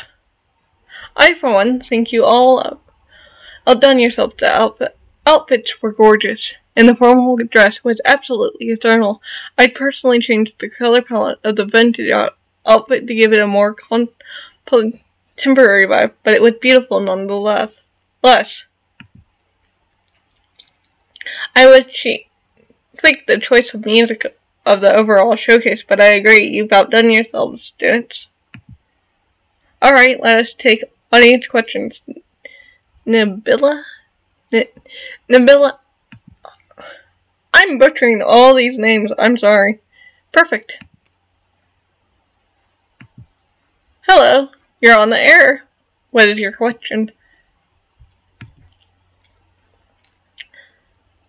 Hello, first of all, I would like to ask who was the designer responsible? Who was the designer responsible for the... They forgot "for" here, for the formal outfit. The students on stage immediately shuffled to make space for the designer. My eyes went wide as Neha stepped forward. That would be me, sir.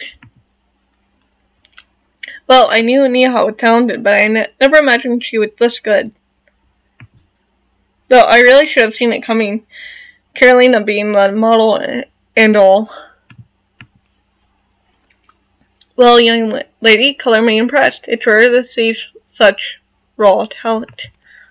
I would like to ask you, how much time did it take you to design this masterpiece? Thank you very much for your kind words. I have to confess, I've had this design floating around in my sketchbook for a few months. I kept making alterations to it, but couldn't quite hit the mark. The competition gave me the push I needed to finish the design, and from there on, I simply brought it to life with the help of my model. This took about 8 hours of non-stop labor. You wouldn't happen to have your sketchbook close, would you? I actually do. Hold on. Neha's hand drove into her purse, and after a few seconds of shuffling, she pulled it out. The camera rushed to get a good angle as she opened her sketchbook and started flipping the pages. The auditorium was silent as the caller examined the discussions. Remarkable. Oh, forgive me, I completely forgot to introduce myself. I am Nicolai Brixus, and I am the Vice President of Development of Brixus International. Neha's jaw nearly dropped to the floor. I have just gotten the approval of Mr. Brixus himself to offer internships for the most distinguished out of you. I wanted to give you my personal congratulations. I will be contacting your department head for the specifics. I won't bother you any more than I need to. Thank you for this lovely show. The call ended and Mrs. Khan took some more audience questions. Despite being visibly overjoyed by the news they had just received, the fashion department answered them all with ease. They finished their showcase strongly. The fashion department was clearing away the stage, setting the scene for the next showcase. The lights suddenly changed once everything was set, giving the entrance to the athletics department. They walked up to the leaders of the showcase. Austria and McCall were standing next to a couple of senior students. All of them were wearing their athletic wear, making me wonder what they would be doing. My eyes darted over to the athletics members until I noticed Coach Davis giving them a thumbs up and an encouraging smile. I could only look at him in shock. This was the first time I've ever seen him so calm and not looking mad like usual. I don't think I'll ever get this image out of my brain. Hello, everyone. If I didn't know any better, I would say you're looking like you're about to run a marathon. Well, we decided to break our tradition this year. The athletic department has decided to combine all of its abilities into one. This way, we decided on creating our very own obstacle course all throughout the school. Now that explains their getup. We've taken inspiration from both the Olympic team events and the parkour community. Hopefully this project will allow us to highlight the best of our department can offer, as it's as comprehensive as our collective skill set. Wow, that's quite an ambitious endeavor. I didn't know you had it in you, Murdoch. I don't. My students came up with the idea all on their own. I was just supervising and making sure that what they were doing was safe and legal. That's a little worrisome, but I'll trust you. Alright, go on, students. All of them gave each other a nod and got into position. On your marks, get set. Well, hold on a minute. I watched them with eyes of an eagle, excitement overwhelming me. I couldn't wait to see what they had prepared. Go! And all at once, the first members of each team bolted, running straight out of the auditorium and into the hallway as everyone in the audience gasped. Camera crew, follow them! The shots of all four teams appeared on the big screen. I couldn't keep my eyes off the screen as I watched the first runners of the team passing their flag to the second members. And suddenly, a blonde head on the screen caught my eye. Alistair. Come on, guys, to the roof! Alistair's team was in the lead. As they reached the outside of the cafeteria, they ran and invaded all the chairs and tables placed strategically in the hallways and cafeteria. The most agile of them were sliding and making impressive sharp turns. Alistair took its position as the muscle of the group and squatted as he began to lift them one by one to the rooftop of the school. And the second team, hot on their trail, quickly got to work. The strongest of their team helped them carry the object they needed to clear this part of the obstacle course, and the archers quickly aimed for their bullseyes on the targets set up for them. After completing all the tasks, they jumped off the rooftop onto a gym mattress. Unsurprisingly, the gymnasts were doing flips. Alistair jumped less gracefully, but he was okay despite the wonky landing. The last one of them landed on the ground and made a run for the gym, not looking back. But as they were approaching the end of the race, one of Al's teammates fell. Oh no, did she hurt herself? I couldn't understand what they were saying, the cameras were too far from them, but the situation appeared to be quite grave as everyone had panic expressions on their faces. Alistair and one of the teammates carefully helped her move, making sure her ankle was not causing her any more pain than necessary. The other teams pressed through them, leaving them far behind. There was something inside me telling me to get up and see them finishing the race, and I believe I wasn't the only one. One by one, students around me began to get up, dashing towards the gym. My eyes met Tadashi's for a second, and we grinned, getting up from our seats and dashing towards the gym as well. At the gym, everyone waited for the last team to arrive. Many had their phones locked to the gym entrance, waiting to catch the grand finale. The last group finally reached the gym. They finished fourth place. As soon as they had crossed the finish line, Alistair made sure the injured teammate was correctly seated while another teammate got the medical team and a pack of ice. I couldn't help but look at Alistair with admiration. If it had been anyone else, they probably would have left the girl behind, but not him. Al did everything he could to bring all of his teammates into the finish line, even if it came at the cost of losing and not showing off the full percentage of his skills. His kindness had no limit. He's so hardworking and kind. And to add to it, he's handsome as well. The way my heart rate picked up at the thought took me by surprise. I felt the heat rush to my cheeks. Oh god, no. I can't be blushing, right? I bit back a yelp when I felt someone tap my shoulder. Alexander, are you alright? You look a little red. Do you need me to get you some water? Claire whispered at me from behind. No, I'm fine, thanks. I'm just, nervous. I understand. Make sure to take deep breaths. Well, you'll spare the Alexander Rosalind. Shit. Besides, knowing Alistair, he's probably too busy. We wouldn't be able to date. Oh my god, why am I even thinking about dating him? This is so dumb. Not happening, Alexander. You've got no time for a crush. It's probably the department competition that's putting him on the spotlight. Tomorrow, when all of this is over, everything will go back to normal. I closed my eyes and shut and bit my cheek, my heartbeat going slower, and I let my mind go blank. There, alright, I'm good. Lady Arlington grabbed the microphone and cleared her throat, bringing the attention back to the panel of judges who were sitting on the bleachers. Well, that was unexpected, but I must admit it was quite entertaining.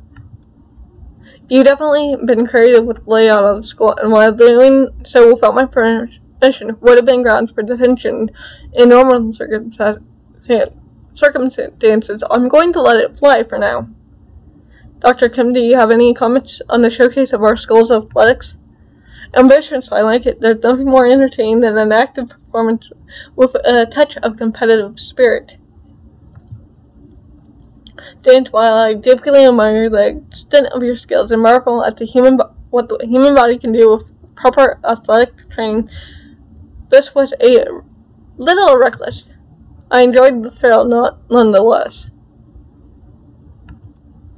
I gotta admit, I never really got the appeal of watching sports, but now I kinda do. Fantastic, here to lead the audience questions. Alright, caller number 1, you're on the air.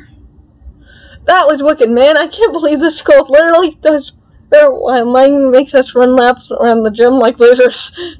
What's your question? Nothing. I just wanted to say that you all slay and I'm very for you. Peace.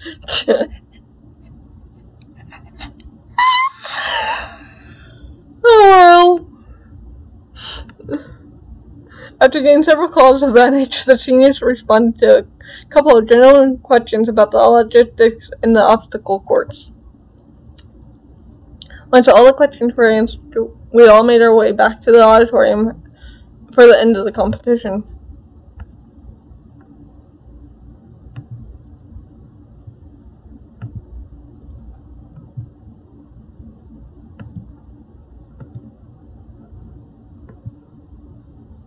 The fashion department was clearing away the stage, setting the scene for our showcase. Oh my gosh, all the departments have done amazing jobs. Will we even be able to keep up? Can we even win this? Our turn to shine, Alexander. I gave him a nod and followed him backstage. I walked to take my place behind the curtain. I couldn't help but give one last look to the audience before our showcase. Bad idea. The auditorium was completely full, and although I knew it was physically impossible to hold so many my brain would somehow convince itself that I was going to be facing thousands of people when I walked on stage. Oh my god, holy crap. Okay, calm down, Alexander. Don't panic. It was easy to argue if our department had the advantage of the competition. The nature of our skills made it easier for us to perform on stage. Despite that, everyone seemed nervous. Some of our performers were putting on the final touches of their costumes. We looked ready to go. We all walked up to the leaders of the showcase. Axel was standing next to a couple of senior students. Any last words of wisdom, Andrea? The senior gave him a look. For you, Axel, nothing. Anything you do is going to get us. You're basically our secret weapons. Follow the plan. But feel free to improvise if you have good stage presence. Gotcha, boss. For everyone else, remember, this is a team effort. Whatever your part is in the show, make sure you build on what your team has put forward. This means no panicking on stage. If something bad happens, don't let it show. Improvise. The show must go on. This is especially important for you, freshmen. This very easily cost us the competition. No mistakes allowed. Also, keep sharp. We will be judged heavily by the audience. And the audience might not react the way we anticipated. Find a way to turn that into an advantage. Do not give in to pressure. We are performers. We live for the stage. If we play our cards right, we're basically got this competition in the bag.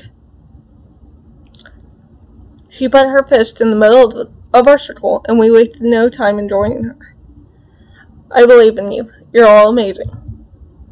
We gave one last team cheer and got into position. My heart was beating so wildly in my chest. My team and I got in line, and I tried to keep a calm expression as I faced the judges in the audience.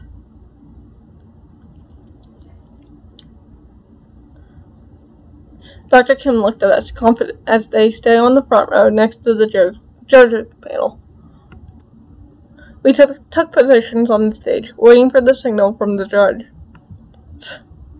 I tried to keep still, but my body couldn't help but shake slightly at the pressure. The rest of my classmates were carrying their props and instruments on the stage. The crowd cheered wildly for Axel, followed right behind me, his electronic guitar in hand. He waved at them excitedly. Lady A cleared her throat. The senior students in charge took their position at the center of the stage. Hello, Performing Arts Department. I imagine you're ready to put on quite a show. Can you introduce your project to us? Well, we decided to break our tradition this year. Well, we decided to break our tradition this year. The senior student gave me a smile and walked towards me. Motherfucker. You know this is a double-edged sword, because if this goes badly, they're fucking screwed, and it's going to be put on them. But if it goes well, big ass boost. The senior student gave me a smile and walked towards me. Wait, what? Oh my god. This year's showcase was an idea that was put forward by one of our new students. You might recognize this person as, well, Arlington Sweetheart. I swear I could feel the soul leave from my body for a split second. What the fuck are you doing? I whispered frantically, what are you doing? Trust me, you'll be fine. Bullshit. Alexander Roseland, would you like to tell everyone what our project will be? And just like that, my heart sank in my stomach, and I tried as hard as I could not to lose my mind as I grabbed the microphone. I attempted to smile at the judges and hoped it looked somewhat natural. In the past, the Performing Arts Department has put on some kind of talent show, where small groups of students would perform and act and showcase their specific skills for a short amount of time each. However, we decided that this year we would try to use all of our allocated time to create this massive showcase, where all of us would be performing together on the same show.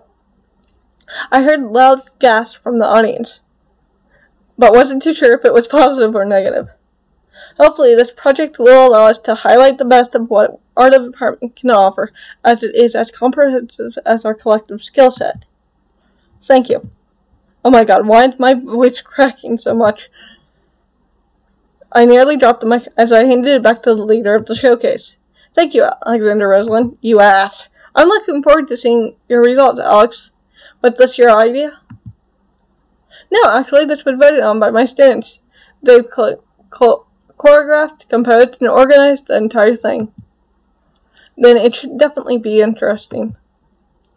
You may begin. Right on cue, the music began.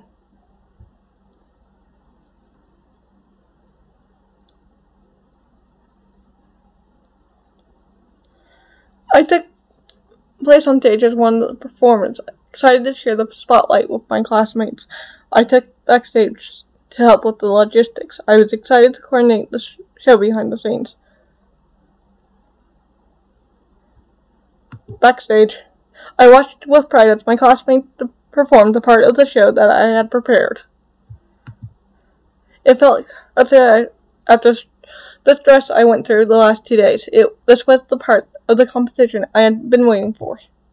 The audience were absolutely loving our performance so far.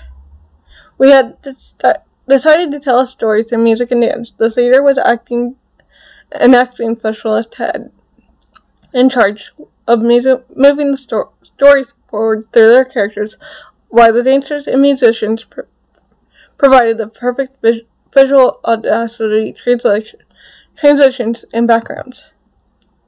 We had already outdone ourselves. The entire thing was gorgeous. But just when I thought that we had this in the bag, disaster struck. The lights suddenly went off and the backstage music stopped abruptly. What in the hell is happening? I heard my classmates start to panic. Shit, I think we're having technical difficulties. From the corner of my eyes, I spotted the technical teams frantically going through some of the wires backstage, confirming that technology had indeed let us down. Oh, no. We were completely gone for. There was no way we would be able to come back from such a shutdown. This was all my fault. If I didn't insist on going with the rescue project, we wouldn't have been forced to create something out of our comfort zone. The risk of this happening would have been much smaller. All this hard work was going to go down the drain. No, I can't say it like this. The competition isn't over yet. It was my idea to go with more, so it was up to me to take responsibility. I needed to think of something fast. I looked at me and spotted a box of glow sticks. We had brought them just in case we needed to add some special effects to the costume, but ultimately decided not to use them. Suddenly, an idea struck me and adrenaline filled my veins. It was risky, but it was worth a shot. After all, we had nothing left to lose. With only a dozen, I grabbed the glow stick and began distributing them to the performers. What are you doing? Andrea whispered frantically to me. Listen, at this rate, we're going to lose the competition if we don't do anything. We can't rely on the tech team to fix our problem on time. We need to make them think this was intentional. It's our only chance. Axel had wondered what I was up to with the glitch, pondered my idea, and then he nodded. I got you, Alexandra. I'll take care of the musician. Tell them to play something mellow but hopeful. I grabbed the microphone from Elle. I was going to take care of the story. I cleared and took on the role of narrator. Everything seemed hopeless. Darkness engulfed our minds. Holy fuck! I cracked my glow stick and shook it. The rest of the performers got my hint and did the same. I whispered, follow my lead. Suddenly, hope began to flourish.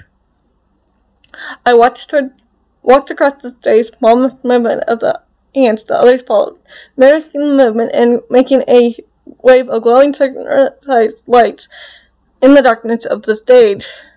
The audience let out ears, and I took that as a sign that my plan was working. Like the small flickers of light in total darkness, hope stands out. It paves the way. I had absolutely no idea what I was saying, but I hoped it had some kind of cohesion with the story that was originally planned. The musician had devoted to their instruments to provide the background and music, making the sound organic and perfect for the improvised part. I gave one last movement before coming back to my initial position. And just like that, they realized that hope is all you need to begin anew. I gave a couple of seconds for the audience to understand that we had finished our show, and just as they started to cheer, the lights on the background audio came back on. For someone with a sharp eye, it was clear that we had improvised all of that last scene. However, the audience still erupted in wild cheers, and this was enough to let me know that we put on a good show. Holy crap, I can't believe that worked. Everyone from the department bowed and waved at the audience. Wow, that was really well done. I'm impressed. Amelia, how would you rate their performance? Interesting and creative and overall very interesting. Good work, everyone. You did amazing, truly, kids. But I can't help but wonder about the last scene. Crap. Anyway, I agree with my colleagues. It was very entertaining despite some technical difficulties here and there. Oh, thank God he didn't push the envelope. Alright, Alex, can you bring up the audience questions? With pleasure. Hello, caller number 1, you're on the air. Lucky for us, the question remotely revolved around the technical aspects of our showcase, with some of them being just shameless fangirls of Axel trying to get his attention. They were promptly shut down by Dr. Kim. The seniors answered the rest of the questions we received, and I couldn't help but feel a little dizzy at the stunt I had just pulled. Before I knew it, our showcase was over, and I finally feel myself relax a little. And with that, ladies and gentlemen, was the final showcase of the evening. Let's give a big round of applause for all the departments. I felt a big weight being lifted off my shoulders. Now it's time for the voting to begin, and suddenly all the pressure was back. You will have 20 minutes to cast your votes. Remember, you want to vote for your favorite department and your favorite student, as well as we will be distributing prizes to the winner. Head on to Arlington Academy edu/vote and cast your votes. All individuals are allowed only one vote per category. We will be back after the break to announce the winners. Thank you all for watching. We will see you shortly. We all waited a few seconds until we were officially off the air. All hell broke loose in the auditorium. Just when I thought I couldn't be any more stressed, the competition proved me wrong again. Everyone around me looked so tense, some being on edge, either passing out, vomiting, or both. You shouldn't drink that, jeez, Tyler. You shouldn't have. I felt almost frozen due to the stress myself, unable to move from my seat. The next 20 minutes felt like an eternity, where I was forced to endure the suspense, despite my many attempts to calm my nerves. My body kept shaking. But the feeling only got more intense as Lady A gestured for the camera crew to put them back on air. Oh my god. Good evening, everyone, and welcome back to Arlington's Academy Department Competition. This is the moment you've all been waiting for. We've completed your votes, and we are ready to announce the winners of this year's competition. But before we do, I'd like to give my colleagues the opportunity to give their thoughts on the competition. I will leave the floor open. I'll go first. I'd like to say I'm very proud of all of you. This competition is no joke, and it's beyond impressive to see how much you've accomplished in the last 24 hours. Bravo. I second that statement. You've shown a lot of creativity, and the amount of potential in this year's cohort simply astounds me. Yes, lots of creative geniuses in all the skills department. I'm looking forward to seeing more of it. We'll make sure to push you towards your goals. You're hard-working kids. I'm very proud of all of you. Take care of yourselves, no matter what results in this competition turns out to be. Thank you, esteemed colleagues. Now let's not make you wait any longer. The auditorium was now dead silent. The winner of this year's department competition is... I heard myself take a deep intake of breath. The Performing Arts Department. Congratulations. I jumped from my leap, letting out a squeal of joy. My heart was beating 1,000 miles per hour. I couldn't believe it. We had actually won. Holy shit, Alexander, you're a goddamn genius.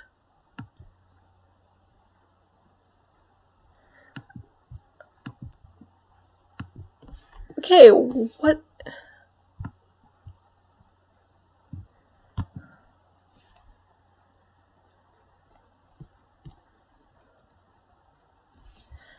I'm guessing it's going to be this one, but it's not unlocked.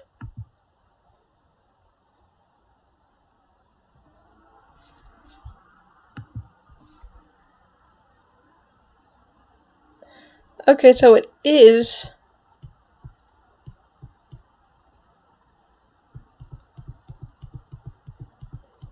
Hue, party animals, maybe attitude. Okay.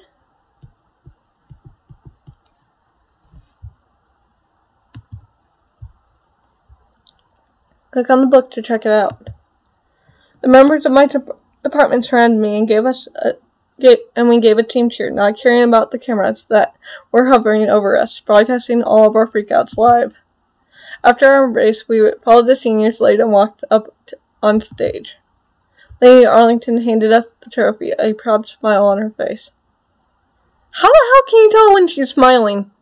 Like, when? We held it together triumphantly.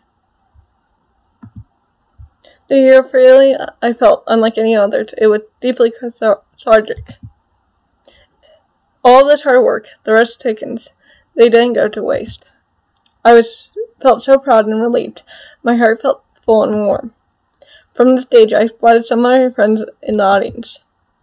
They looked genuinely happy for us. My friends.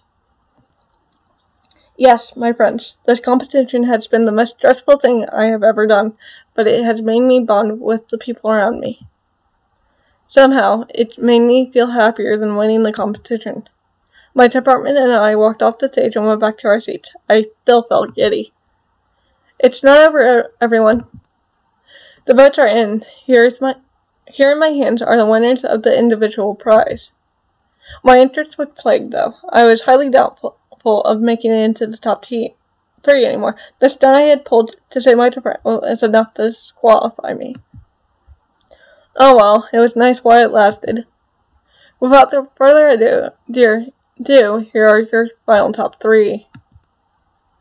Lady A opened the envelope, sending the entire auditorium in yet another tense silence. In third place we have, of course, Arlington's sweetheart. I felt my heart stop. Someone! My character went in cardiac arrest. Please tell me someone has CPR. Alexander Rosalind. Oh my god. My legs managed to lift me up from my chair, and it wasn't until I was halfway onto the stage that I noticed the amount of cameras that were focusing on my face. Motherfucker. Holy crap! Once again on the stage, I took Lady Arlington's hand and let her put the bronze medal on me. I was absolutely dumbfounded. They liked me even though everything I pulled off. Wow. Second place, we have my department's very own Tadashi Nakanono. Tadashi's eyes lit up, and he waved to the cameras in the audience as he made his way upstage next to me. He and I looked exhausted together, but I couldn't tell if he was I could tell he was satisfied with his victory. And finally, the most awaited one, the first place goes to Axel. Congratulations. Axel grinned, making a peace sign as he got up from the seat and walked towards the stage, high-fiving a couple of his fans.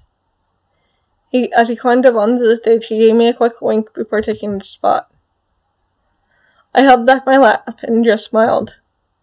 We may be from the same department, but I still have a long way to go until I can be as comfortable as he around the cameras. Big applause for our winners. Loud claps are heard, some screams from Axel's fans mixed in between, trying to get his attention. We received medals in accordance to our place and then posed for pictures.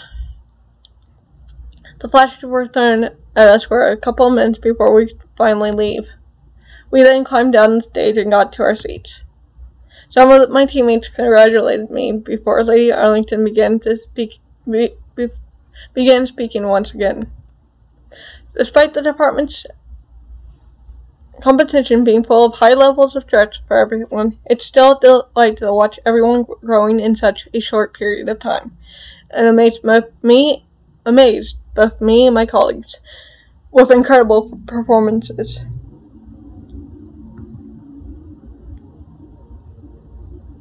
This is what Arlington Academy is about, pushing our students to move forward and help them reach their goals. I believe I can speak for all my colleagues on behalf that we are proud of you all.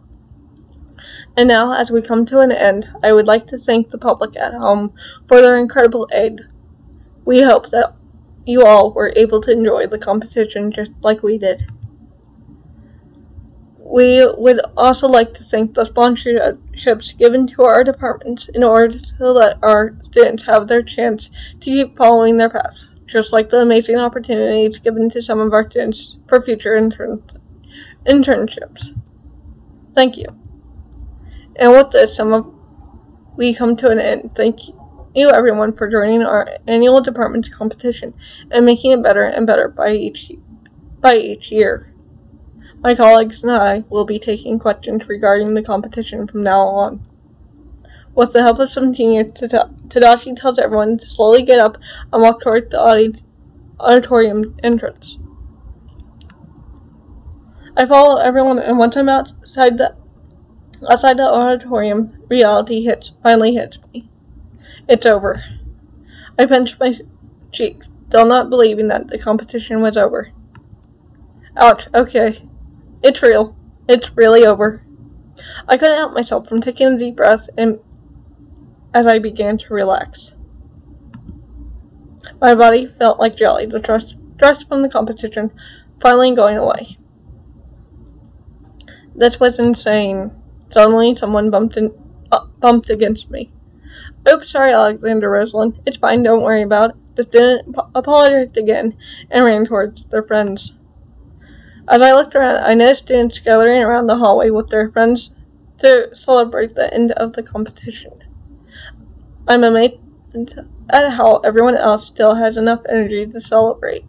I, on the other hand, was ready to go to bed and get some much deserved sleep.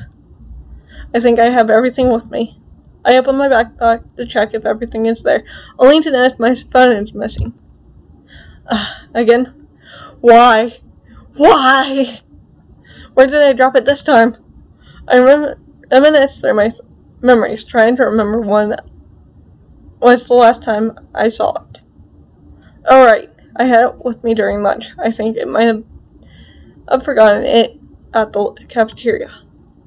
After that, I don't remember having it. Yeah, I must probably left it at the cafeteria. I just hope it's still there.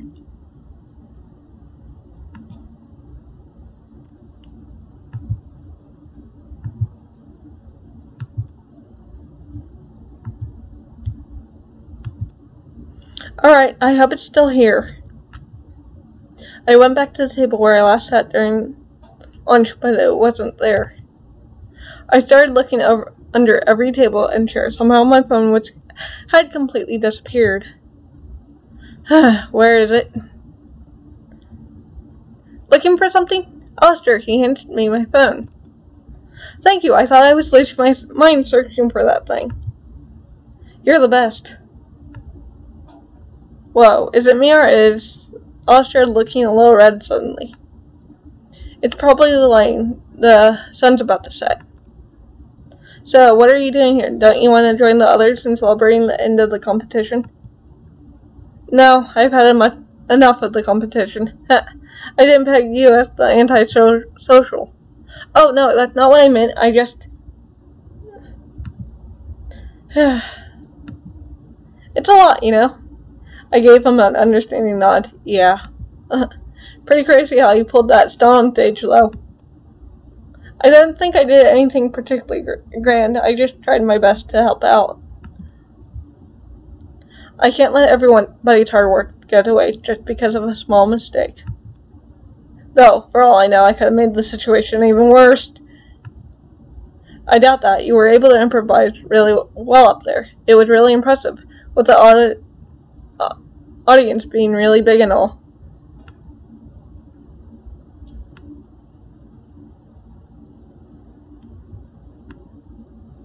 I felt my cheeks burn as I struggled to get my words out. I'll stop you. You're going to make me blush. Good, you deserve the praise. You never stop being a ray of sunshine, do you? Always at your service. We smiled at each other and kept the conversation going for a while. It wasn't long until we realized the sun had set down. We should probably head back to the dorms. Yeah, Tadashi's probably already asleep, and he'll kill me if I come back too late. Come on, I'll walk you.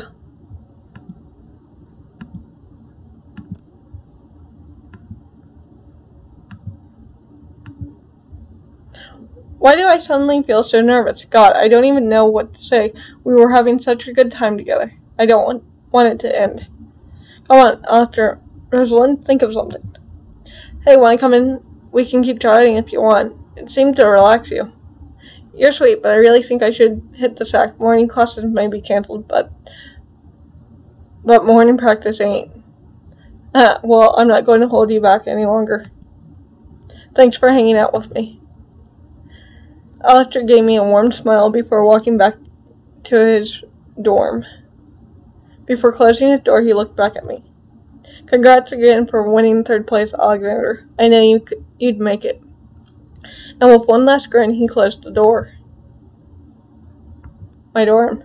I threw myself on the bed, feeling completely and utterly exhausted. But I couldn't help the smile that formed on my lips. Never in my wildest dreams did I imagine things would turn out like this. I actually managed to do good in the department competition. Better than good, actually. And I wasn't alone anymore. I think I have friends now. And I have a feeling Alistair and I are going to be great friends. My heart skipped a beat at the thought. No, Alexander Rosalind, stop thinking about him in that way. He's a friend. It took a moment for Alistair to slip out of my mind and breathed a sigh. I felt a peace of mind that I haven't felt for a long time. My heart felt inexplicably full. Maybe things are going to be okay after all. End of chapter. Knock, knock.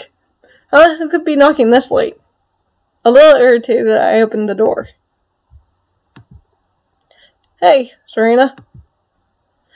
Yeah, sorry to bother you. I know you've been through a lot these past couple of days, but I just have something to tell you. Now? I promise it will be quick. It's important. Alright, fine. Okay, so the department competition is finally over. I hope you enjoyed it. It's definitely had its ups and downs. Well, if you're curious about how the other departments prepared and how your results would have affected if you made different choices, don't hesitate to replay. If you replay Chapter 4, you can make the choice between choosing the Rescue Project and the Safe Project again. Your choice will be carried forward to Chapter 5, of course. For that to happen, you need to make sure you choose a story replay, not a fun replay. Furthermore, you can learn more about the characters just by generally replaying the 2 chapters. They make up one huge story arc, and there's a lot to explore. The writers have dropped subtle hints everywhere. I'll keep that in mind. Finally, if you decide that the department you chose wasn't for you, you can always go back and replay Chapter 1 to change it. Oh, I didn't know that. Be careful with that, though. If you choose a story replay, all your progress will be deleted and you'll have to start over.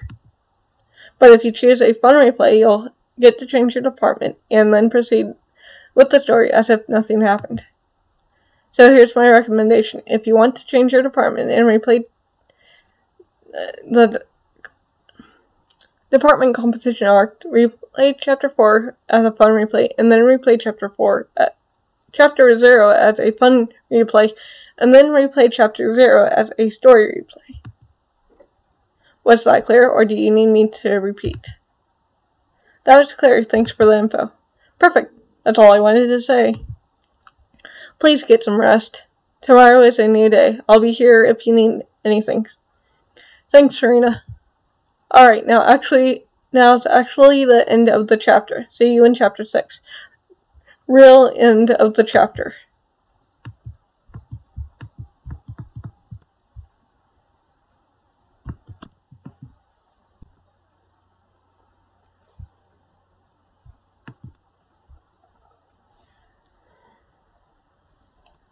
And we're done.